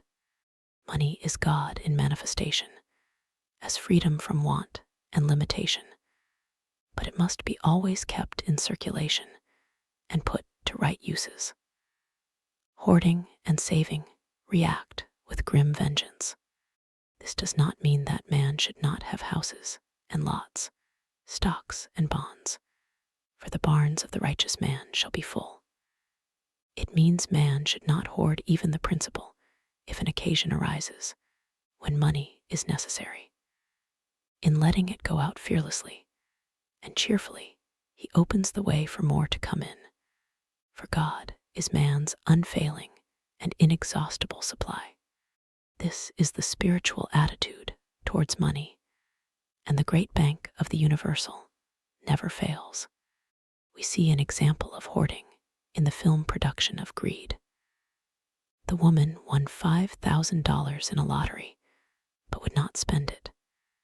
She hoarded and saved, let her husband suffer and starve, and eventually she scrubbed floors for a living. She loved the money itself and put it above everything. And one night she was murdered and the money taken from her. This is an example of where love of money is the root of all evil. Money in itself is good and beneficial, but used for destructive purposes, hoarded and saved, or considered more important than love, brings disease and disaster, and the loss of the money itself. Follow the path of love, and all things are added, for God is love, and God is supply. Follow the path of selfishness and greed, and the supply vanishes, or man is separated from it. For example, I knew the case of a very rich woman who hoarded her income. She rarely gave anything away, but bought and bought and bought things for herself. She was very fond of necklaces, and a friend once asked her how many she possessed. She replied, 67. She bought them and put them away, carefully wrapped in tissue paper. Had she used the necklaces, it would have been quite legitimate, but she was violating the law of use. Her closets were filled with clothes she never wore, and jewels which never saw the light. The woman's arms were gradually becoming paralyzed from holding on to things, and eventually she was considered incapable of looking after her affairs, and her wealth was handed over to others to manage. So man, in ignorance of the law, brings about his own destruction. All disease, all unhappiness come from the violation of the law of love. Man's boomerangs of hate, resentment, and criticism come back laden with sickness and sorrow. Love seems almost a lost art, but the man with the knowledge of spiritual law knows it must be regained, for without it, he has become as sounding brass and tinkling cymbals.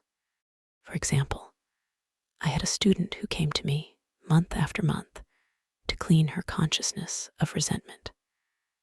After a while, she arrived at the point where she resented only one woman, but that one woman kept her busy. Little by little, she became poised and harmonious, and one day all resentment was wiped out. She came in radiant and exclaimed, "You can't understand how I feel." The woman said something to me, and instead of being furious, I was loving and kind, and she apologized and was perfectly lovely to me. No one can understand the marvelous lightness I feel within. Love and goodwill are invaluable in business. For example, a woman came to me complaining of her employer. She said she was cold and critical and knew she did not want her in the position.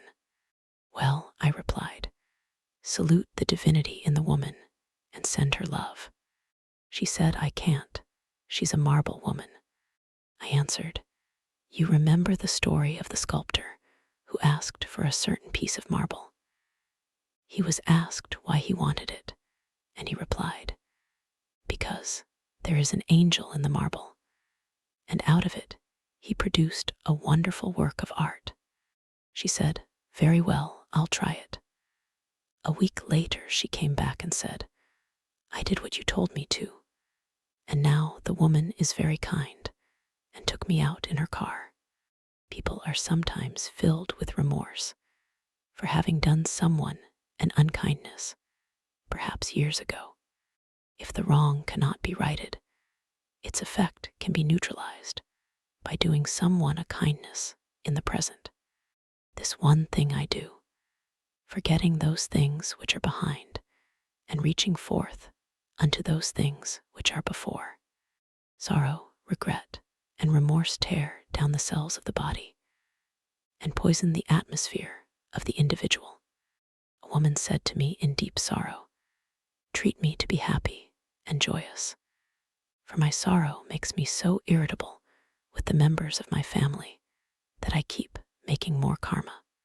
I was asked to treat a woman who was mourning for her daughter. I denied all belief in loss and separation and affirmed that God was the woman's joy, love, and peace.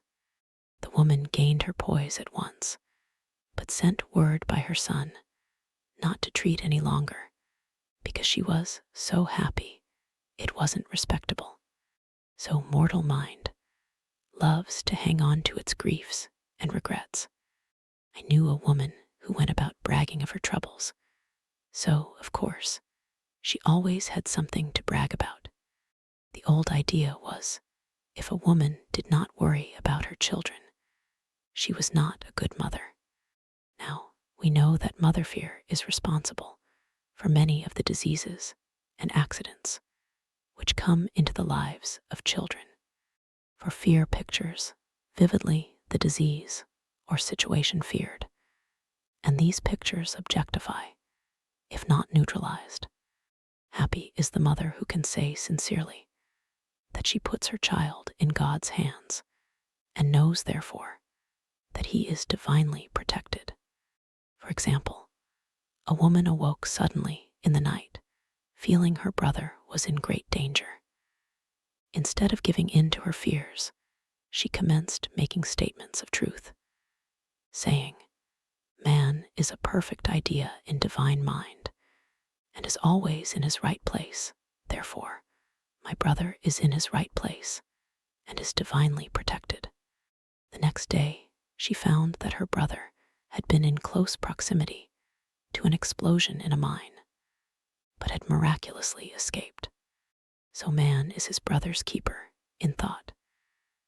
And every man should know that the thing he loves dwells in the secret place of the Most High and abides under the shadow of the Almighty. There shall no evil befall thee, neither shall any plague come nigh thy dwelling. Perfect love casteth out fear. He that feareth is not made perfect in love, and love is the fulfilling of the law. Intuition or guidance. In all thy ways acknowledge him, and he shall direct thy paths. There is nothing too great of accomplishment for the man who knows the power of his word and who follows his intuitive leads. By the word he starts in action unseen forces and can rebuild his body or remold his affairs. It is, therefore, of the utmost importance to choose the right words, and the student carefully selects the affirmation he wishes to catapult into the invisible. He knows that God is his supply, that there is a supply for every demand, and that his spoken word releases this supply. Ask and ye shall receive. Man must make the first move. Draw nigh to God, and he will draw nigh to you. I have often been asked just how to make a demonstration. I reply, speak the word, and then do not do anything until you get a definite lead. Demand the lead, saying, Infinite Spirit, reveal to me the way. Let me know if there is anything for me to do. The answer will come through intuition or hunch, a chance remark from someone, or a passage in a book, etc., etc. The answers are sometimes quite startling in their exactness. For example, a woman desired a large sum of money. She spoke the words, Infinite Spirit, open the way for my immediate supply. Let all that is mine by divine right now reach me in great avalanches of abundance. Then she added, give me a definite lead. Let me know if there is anything for me to do. The thought came quickly. Give a certain friend who had helped her spiritually $100. She told her friend, who said, wait and get another lead before giving it. So she waited, and that day met a woman who said to her, I gave someone $1 today. It was just as much for me as it would be for you to give someone 100. This was indeed an unmistakable lead, so she knew she was right in giving the $100. It was a gift which proved a great investment, for shortly after that, a large sum of money came to her in a remarkable way. Giving opens the way for receiving. In order to create activity in finances, one should give. Tithing, or giving 1/10 of one's income, is an old Jewish custom and is sure to bring increase. Many of the richest men in this country have been tithers, and I have never known it to fail as an investment. The 10th part goes forth and returns blessed and multiplied. But the gift or tithe must be given with love and cheerfulness, for God loveth a cheerful giver. Bills should be paid cheerfully. All money should be sent forth fearlessly and with a blessing. This attitude of mind makes man master of money. It is his to obey, and his spoken word then opens vast reservoirs of wealth. Man himself limits his supply by his limited vision. Sometimes the student has a great realization of wealth, but is afraid to act. The vision and action must go hand in hand. As in the case of the man who bought the fur-lined overcoat, a woman came to me asking me to speak the word for a position. So I demanded, Infinite Spirit, open the way for this woman's right position. Never ask for just a position.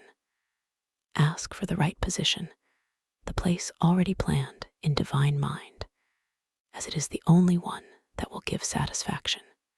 I then gave thanks that she had already received, and that it would manifest quickly. Very soon, she had 3 positions offered her, 2 in New York and 1 in Palm Beach, and she did not know which to choose. I said, ask for a definite lead. The time was almost up and was still undecided when one day she telephoned.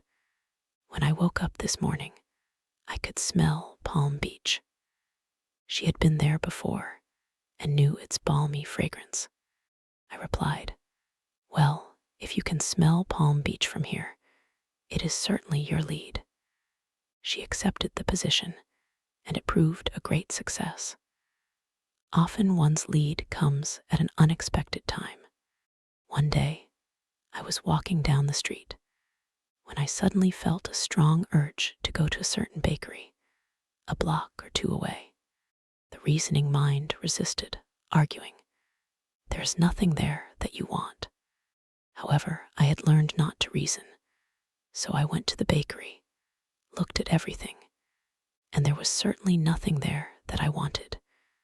But coming out, I encountered a woman I had thought of often, and who was in great need of the help which I could give her. So often, one goes for one thing and finds another. Intuition is a spiritual faculty and does not explain, but simply points the way.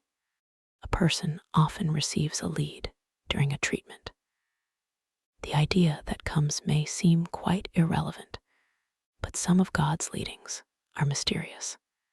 In the class, one day, I was treating that each individual would receive a definite lead. A woman came to me afterwards and said, "While you were treating, I got the hunch to take my furniture out of storage and get an apartment." The woman had come to be treated for health. I told her I knew in getting a home of her own, her health would improve, and I added, "I believe your trouble, which is a congestion, has come from having things stored away." Congestion of things causes congestion in the body. You have violated the law of use, and your body is paying the penalty. So I gave thanks that divine order was established in her mind, body, and affairs. People little dream of how their affairs react on the body. There is a mental correspondence for every disease. A person might receive instantaneous healing through the realization of his body being a perfect idea in divine mind, and therefore whole and perfect. But if he continues his destructive thinking, hoarding, hating, fearing, condemning, the disease will return. Jesus Christ knew that all sickness came from sin, but admonished the leper after the healing to go and sin no more, lest a worse thing come upon him. So man's soul, or subconscious mind, must be washed whiter than snow for permanent healing. And the metaphysician is always delving deep for the correspondence. Jesus Christ said, "Condemn not lest ye also be condemned. Judge not lest ye be judged." Many people have attracted disease and unhappiness through condemnation of others. What man condemns in others, he attracts to himself. For example, a friend came to me in anger and distress because her husband had deserted her for another woman. She condemned the other woman and said continually, she knew he was a married man and had no right to accept his attentions. I replied, "Stop condemning the woman, bless her, and be through with the situation. Otherwise, you are attracting the same thing to yourself." She was deaf to my words, and a year or two later became deeply interested in a married man herself. Man picks up a live wire whenever he criticizes or condemns, and may expect a shock. Indecision is a stumbling block in many a pathway. In order to overcome it, make the statement repeatedly, "I am always under direct inspiration. I make right decisions quickly." These words impress the subconscious, and soon one finds himself awake and alert, making his right moves without hesitation. I have found it destructive to look to the psychic plane for guidance, as it is the plane of many minds, and not the one mind. As man opens his mind to subjectivity, he becomes a target for destructive forces. The psychic plane is the result of man's mortal thought and is on the plane of opposites. He may receive either good or bad messages. The science of numbers and the reading of horoscopes keep man down on the mental or mortal plane, for they deal only with the karmic path. I know of a man who should have been dead years ago, according to his horoscope, but he is alive and a leader of one of the biggest movements in this country for the uplift of humanity. It takes a very strong mind to neutralize a prophecy of evil. the student should declare, "Every false prophecy shall come to naught. Every plan my Father in heaven has not planned shall be dissolved and dissipated. The divine idea now comes to pass." However, if any good message has ever been given one, of coming happiness or wealth, harbor and expect it, and it will manifest sooner or later through the law of expectancy. Man's will should be used to back the universal will. I will that the will of God be done. It is God's will to give every man every righteous desire of his heart, and man's will should be used to hold the perfect vision without wavering. The prodigal son said, "I will arise and go to my father." It is, indeed, often an effort of the will to leave the husks and swine of mortal thinking. It is so much easier for the average person to have fear than faith. So faith is an effort of the will. As man becomes spiritually awakened, he recognizes that any external inharmony is the correspondence of mental inharmony. If he stumbles or falls, he may know he is stumbling or falling in consciousness. One day, a student was walking along the street, condemning someone in her thoughts. She was saying mentally, "That woman is the most disagreeable woman on earth," when suddenly 3 Boy Scouts rushed around the corner and almost knocked her over. She did not condemn the Boy Scouts, but immediately called on the law of forgiveness and saluted the divinity in the woman. Wisdom's ways are ways of pleasantness, and all her paths are peace. When one has made his demands upon the universal, he must be ready for surprises. Everything may seem to be going wrong, when in reality, it is going right. For example, a woman was told that there was no loss in divine mind. Therefore, she could not lose anything which belonged to her.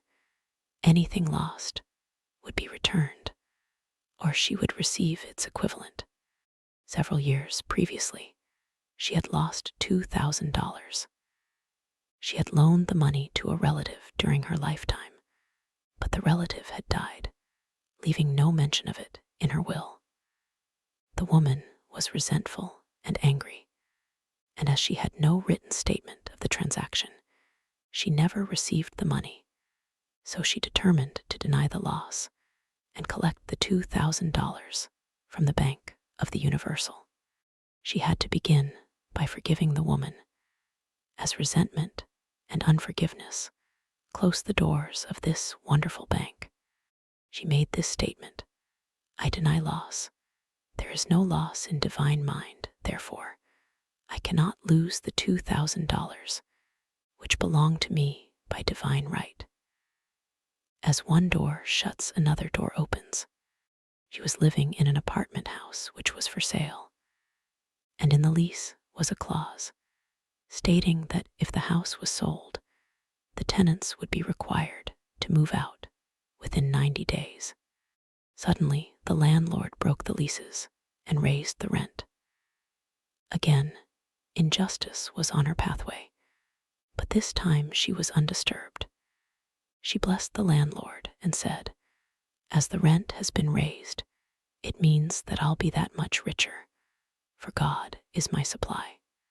New leases were made out for the advanced rent, but by some divine mistake, the 90 days clause had been forgotten. Soon after, the landlord had an opportunity to sell the house. On account of the mistake in the new leases, the tenants held possession for another year. The agent offered each tenant $200 if he would vacate. Several families moved, 3 remained, including the woman. A month or 2 passed, and the agent again appeared. This time he said to the woman, "Will you break your lease for the sum of $1,500? It flashed upon her, "Here comes the $2,000. She remembered having said to friends in the house, "We will all act together if anything more is said about leaving." So her lead was to consult her friends. These friends said, "Well, if they have offered you 1,500, they will certainly give 2,000. So she received a check for $2,000 for giving up the apartment. It was certainly a remarkable working of the law, and the apparent injustice was merely opening the way for her demonstration. It proved that there is no loss, and when man takes his spiritual stand, he collects all that is his from this great reservoir of good. I will restore to you the years the locusts have eaten. The locusts are the doubts, fears, resentments, and regrets of mortal thinking. These adverse thoughts alone rob man, for no man gives to himself but himself, and no man takes away from himself but himself. Man is here to prove God and to bear witness to the truth, and he can only prove God by bringing plenty out of lack and justice out of injustice. Prove me now herewith, saith the Lord of hosts, if I will not open you the windows of heaven and pour out a blessing, that there shall not be room enough to receive it. Perfect self-expression, or the divine design. No wind can drive my bark astray, nor change the tide of destiny. There is for each man perfect self-expression. There is a place which he is to fill, and no one else can fill, something which he is to do, which no one else can do. It is his destiny. This achievement is held, a perfect idea in divine mind, awaiting man's recognition. As the imaging faculty is the creative faculty, it is necessary for man to see the idea before it can manifest. So man's highest demand is for the divine design of his life. He may not have the faintest conception of what it is, for there is, possibly, some marvelous talent hidden deep within him. His demand should be, Infinite Spirit, open the way for the divine design of my life to manifest. Let the genius within me now be released. Let me see clearly the perfect plan. The perfect plan includes health, wealth, love, and perfect self-expression. This is the square of life, which brings perfect happiness. When one has made this demand, he may find great changes taking place in his life, for nearly every man has wandered far from the divine design. I know in one woman's case, it was as though a cyclone had struck her affairs, but readjustments came quickly, and new and wonderful conditions took the place of old ones. Perfect self-expression will never be labor, but of such absorbing interest that it will seem almost like play. The student knows, also, as man comes into the world financed by God, the supply needed for his perfect self-expression will be at hand. Many a genius has struggled for years with the problem of supply, when his spoken word and faith would have released quickly the necessary funds. For example, after the class one day, a man came to me and handed me a cent. He said, "I have just 7 cents in the world, and I'm going to give you one, for I have faith in the power of your spoken word. I want you to speak the word for my perfect self-expression and prosperity." I spoke the word and did not see him again until a year later. He came in one day, successful and happy, with a roll of yellow bills in his pocket. He said, "Immediately after you spoke the word, I had a position offered me in a distant city, and am now demonstrating health, happiness, and supply. A woman's perfect self-expression may be in becoming a perfect wife, a perfect mother, a perfect homemaker, and not necessarily in having a public career. Demand definite leads, and the way will be made easy and successful. One should not visualize or force a mental picture. When he demands the divine design to come into his conscious mind, he will receive flashes of inspiration and begin to see himself making some great accomplishment. This is the picture or idea he must hold without wavering. The thing man seeks is seeking him. The telephone was seeking Bell. Parents should never force careers and professions upon their children. With a knowledge of spiritual truth, the divine plan could be spoken for early in childhood or prenatally. A prenatal treatment should be: let the God in this child have perfect expression. Let the divine design of his mind, body, and affairs be made manifest throughout his life, throughout eternity.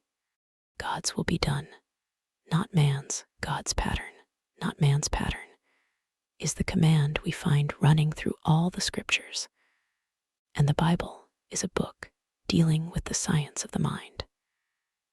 It is a book telling man how to release his soul or subconscious mind from bondage. The battles described are pictures of man waging war against mortal thoughts. A man's foes shall be they of his own household. Every man is Jehoshaphat, and every man is David, who slays Goliath, mortal thinking, with the little white stone faith. So man must be careful that he is not the wicked and slothful servant who buried his talent. There is a terrible penalty to be paid for not using one's ability. Often fear stands between man and his perfect self-expression. Stage fright has hampered many a genius. This may be overcome by the spoken word or treatment. The individual then loses all self-consciousness and feels simply that he is a channel for infinite intelligence to express itself through. He is under direct inspiration, fearless and confident, for he feels that it is the Father within him who does the work. A young boy came often to my class with his mother. He asked me to speak the word for his coming examinations at school. I told him to make the statement: I am one with infinite intelligence. I know everything I should know on this subject. He had an excellent knowledge of history, but was not sure of his arithmetic. I saw him afterwards, and he said, I spoke the word for my arithmetic and passed with the highest honors, but thought I could depend on myself for history and got a very poor mark. Man often receives a setback when he is too sure of himself, which means he is trusting to his personality and not the Father within. Another one of my students gave me an example of this. She took an extended trip abroad one summer, visiting many countries where she was ignorant of the languages. She was calling for guidance and protection every minute, and her affairs went smoothly and miraculously. Her luggage was never delayed nor lost.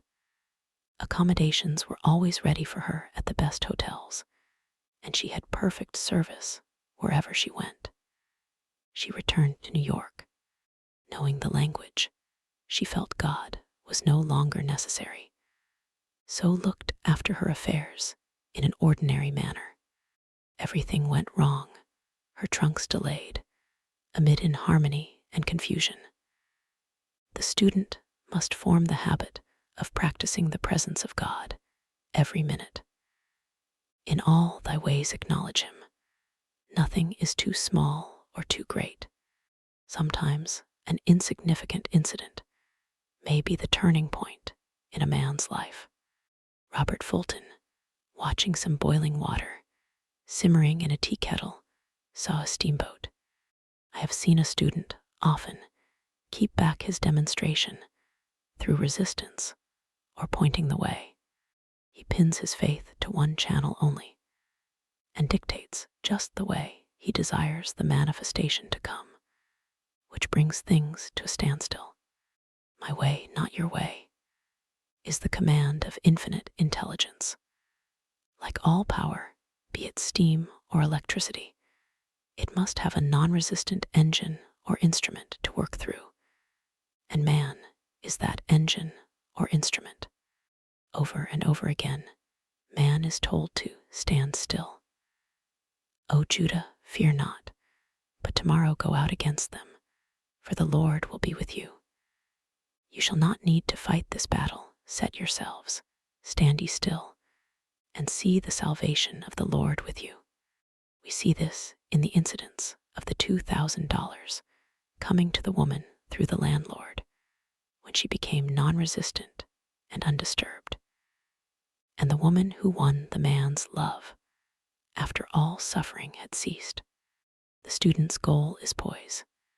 Poise is power, for it gives God power a chance to rush through man, to will, and to do its good pleasure. Poised, he thinks clearly and makes right decisions quickly.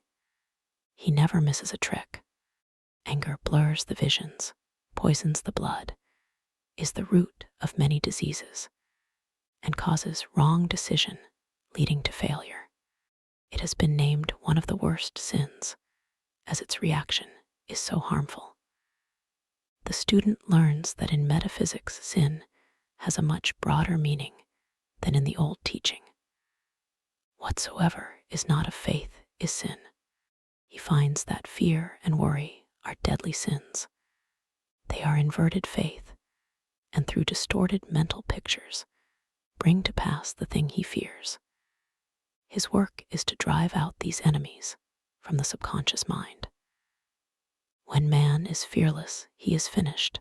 Maeterlinck says that man is God afraid.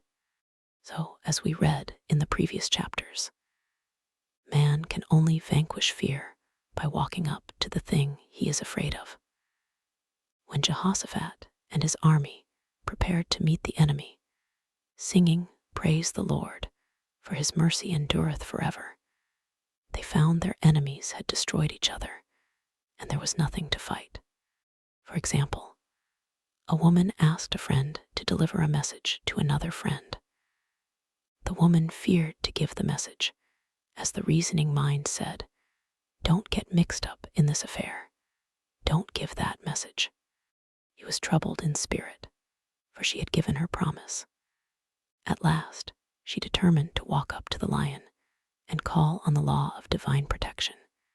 She met the friend to whom she was to deliver the message. She opened her mouth to speak it when her friend said, "So-and-so has left town."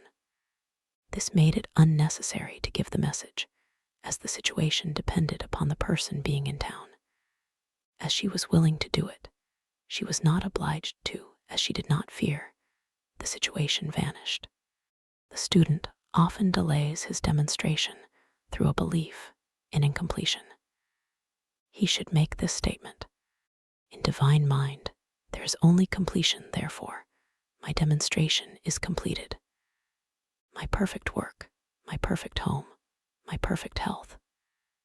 Whatever he demands are perfect ideas registered in divine mind and must manifest under grace in a perfect way. He gives thanks he has already received on the invisible and makes active preparation for receiving on the visible. One of my students was in need of a financial demonstration. She came to me and asked why it was not completed.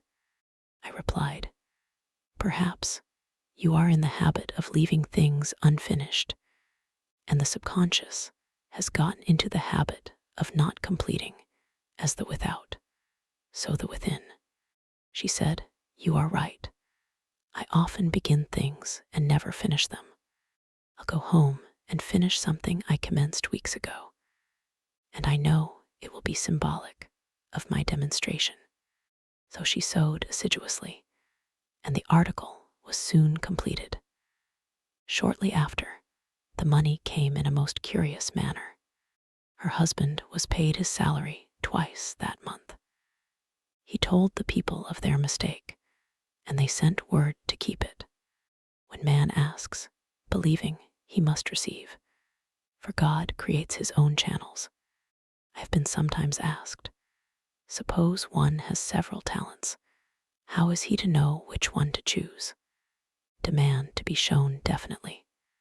Say, Infinite Spirit, give me a definite lead. Reveal to me my perfect self-expression. Show me which talent I am to make use of now. I have known people to suddenly enter a new line of work and be fully equipped with little or no training. So make the statement, I am fully equipped for the divine plan of my life, and be fearless in grasping opportunities. Some people are cheerful givers, but bad receivers. They refuse gifts through pride or some negative reason, thereby blocking their channels, and invariably find themselves eventually with little or nothing. For example, a woman who had given away a great deal of money had a gift offered her of several $1,000s. She refused to take it, saying she did not need it. Shortly after that, her finances were tied up, and she found herself in debt for that amount. Man should receive gracefully, the bread returning to him. Upon the water freely ye have given, freely ye shall receive. There is always the perfect balance of giving and receiving, and though man should give without thinking of returns, he violates law if he does not accept the returns which come to him. For all gifts are from God, man being merely the channel. A thought of lack should never be held over the giver. For example, when the man gave me the 1 cent, I did not say, poor man, he cannot afford to give me that. I saw him rich and prosperous, with his supply pouring in. It was this thought which brought it. If one has been a bad receiver, he must become a good one, and take even a postage stamp if it is given him, and open up his channels for receiving. The Lord loveth a cheerful receiver, as well as a cheerful giver. I have often been asked why one man is born rich and healthy, and another poor and sick. Where there is an effect, there is always a cause. There is no such thing as chance. This question is answered through the law of reincarnation. Man goes through many births and deaths until he knows the truth which sets him free. He is drawn back to the earth plane through unsatisfied desire, to pay his karmic debts or to fulfill his destiny. The man born rich and healthy has had pictures in his subconscious mind, in his past life, of health and riches, and the poor and sick man of disease and poverty.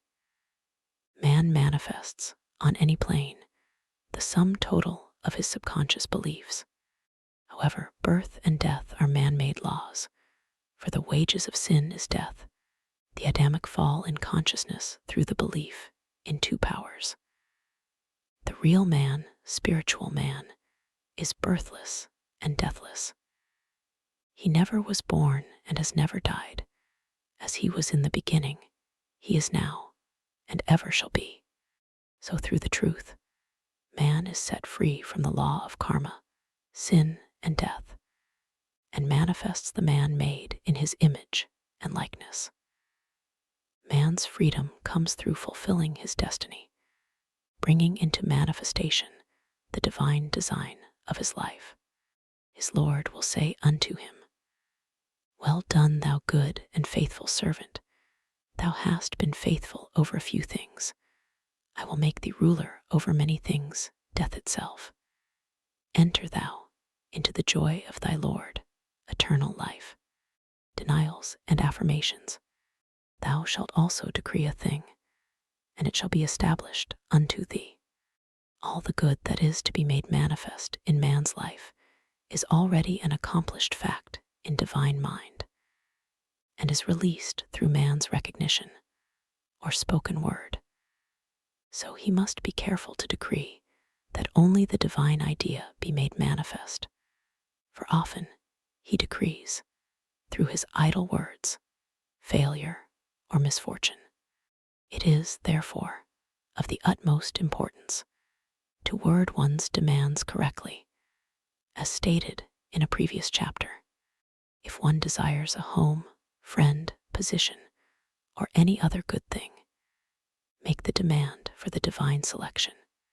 For example, Infinite Spirit, open the way for my right home, my right friend, my right position. I give thanks it now manifests under grace in a perfect way. The latter part of the statement is most important. For example, I knew a woman who demanded $1,000. Her daughter was injured, and they received $1,000 indemnity, so it did not come in a perfect way. The demand should have been worded in this way: Infinite Spirit, I give thanks that the $1,000, which is mine by divine right, is now released and reaches me under grace in a perfect way. As one grows in a financial consciousness, he should demand that the enormous sums of money, which are his by divine right, reach him under grace in perfect ways. It is impossible for man to release more than he thinks is possible, for one is bound by the limited expectancies of the subconscious. He must enlarge his expectancies in order to receive in a larger way. Man so often limits himself in his demands. For example, a student made the demand for $600 by a certain date. He did receive it, but heard afterwards that he came very near receiving $1,000, but he was given just $600 as the result of his spoken word. They limited the Holy One of Israel. Wealth is a matter of consciousness. The French have a legend giving an example of this. A poor man was walking along a road when he met a traveler who stopped him and said, "My good friend, I see you are poor. Take this gold nugget, sell it, and you will be rich all your days." Man was overjoyed at his good fortune and took the nugget home. He immediately found work and became so prosperous that he did not sell the nugget. Years passed, and he became a very rich man. One day he met a poor man on the road. He stopped him and said, "My good friend, I will give you this gold nugget, which, if you sell, will make you rich for life." The mendicant took the nugget, had it valued, and found it was only brass. So we see, the first man became rich through feeling rich, thinking the nugget was gold. Every man has within himself a gold nugget. It is his consciousness of gold, of opulence, which brings riches into his life. In making his demands, man begins at his journey's end. That is, he declares he has already received. Before ye call, I shall answer. Continually affirming establishes the belief in the subconscious. It would not be necessary to make an affirmation more than once if one had perfect faith. One should not plead or supplicate, but give thanks repeatedly that he has received. The desert shall rejoice and blossom as the rose.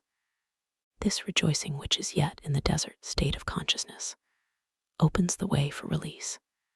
The Lord's Prayer is in the form of command and demand. Give us this day our daily bread, and forgive us our debts as we forgive our debtors, and ends in praise. For thine is the kingdom and the power and the glory forever. Amen. Concerning the works of my hands, command ye me. So prayer is command and demand, praise and thanksgiving. The student's work is in making himself believe that with God, all things are possible. This is easy enough to state in the abstract, but a little more difficult when confronted with a problem. For example, it was necessary for a woman to demonstrate a large sum of money within a stated time. She knew she must do something to get a realization, for realization is manifestation. And she demanded a lead. She was walking through a department store when she saw a very beautiful pink enamel paper cutter. She felt the pull towards it. The thought came, I haven't a paper cutter good enough to open letters containing large checks. So she bought the paper cutter, which the reasoning mind would have called an extravagance. When she held it in her hand, she had a flash of a picture of herself opening an envelope containing a large check, and in a few weeks, she received the money. The pink paper cutter was her bridge of active faith. Many stories are told of the power of the subconscious when directed in faith.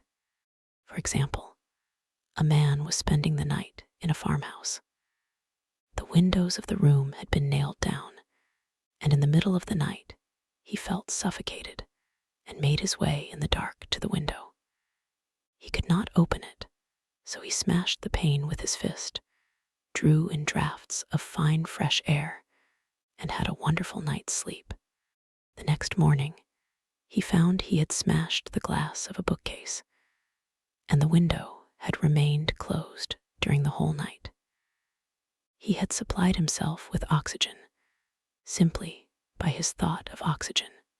When a student starts out to demonstrate, he should never turn back. Let not that man who wavers think that he shall receive anything of the Lord. A colored student once made this wonderful statement: when I asks the Father for anything, I puts my foot down and I says, Father, I'll take nothing less than I've asked for, but more. So man should never compromise. Having done all, stand.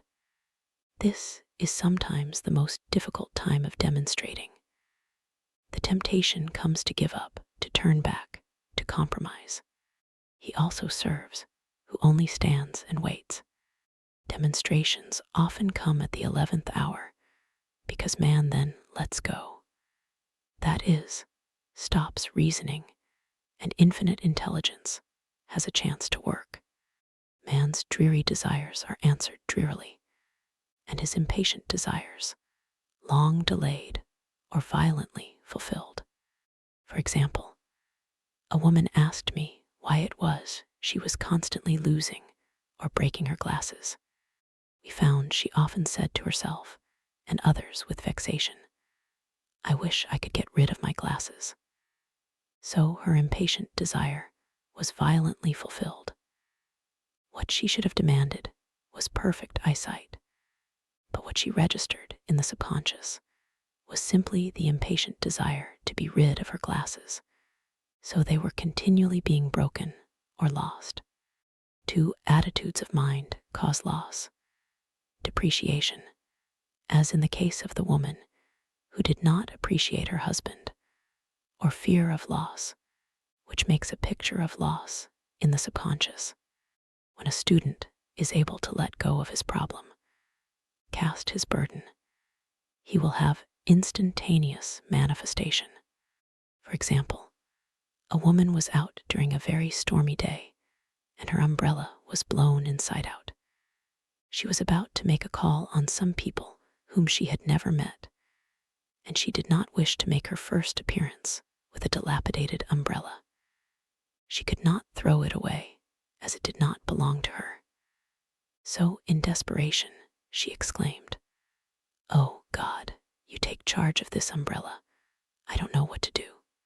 A moment later, a voice behind her said, Lady, do you want your umbrella mended?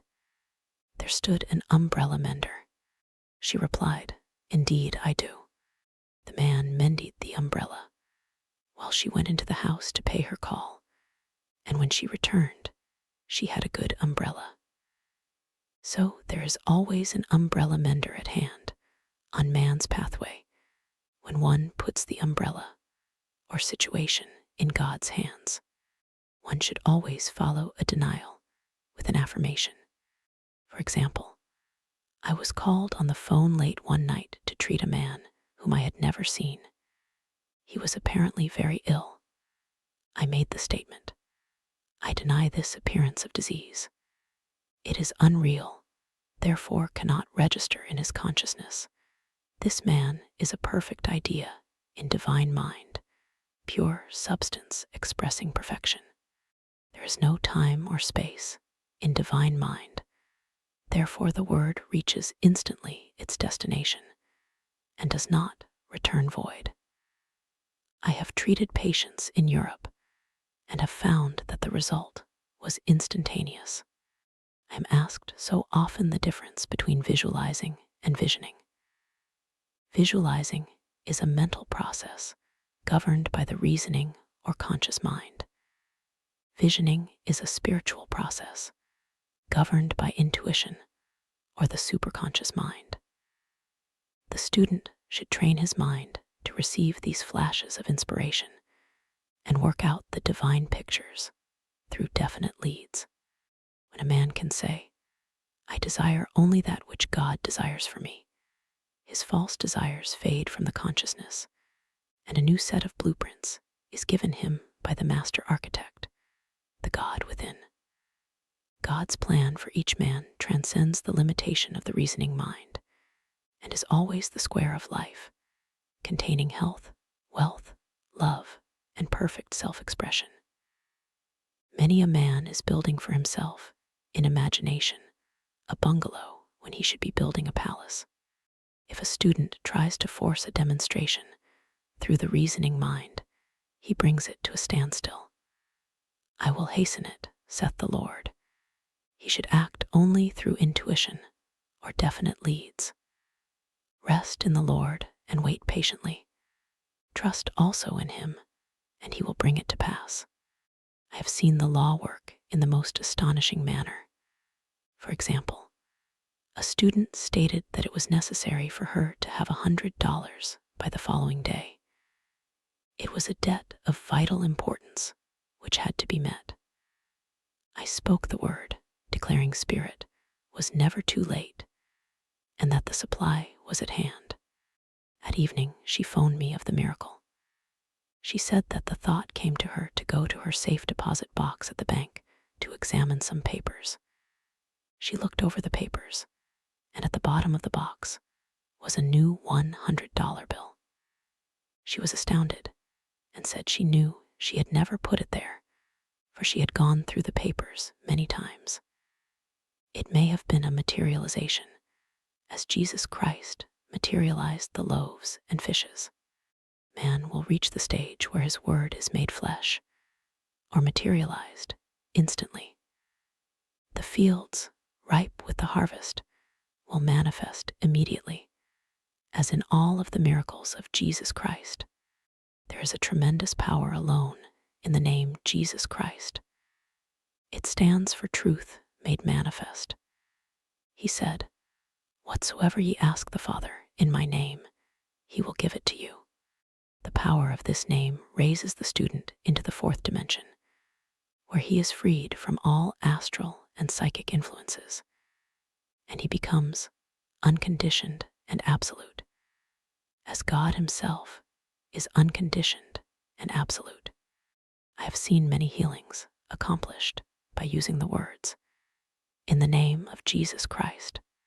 Christ was both person and principle, and the Christ within each man is his Redeemer and salvation. The Christ within is his own fourth dimensional self, the man made in God's image and likeness. This is the self which has never failed, never known sickness or sorrow, was never born, and has never died. It is the resurrection and the life of each man. "No man cometh to the Father save by the Son" means that God, the universal, working on the place of the particular, becomes the Christ in man, and the Holy Ghost means God in action. So daily, man is manifesting the Trinity of Father, Son, and Holy Ghost. Man should make an art of thinking.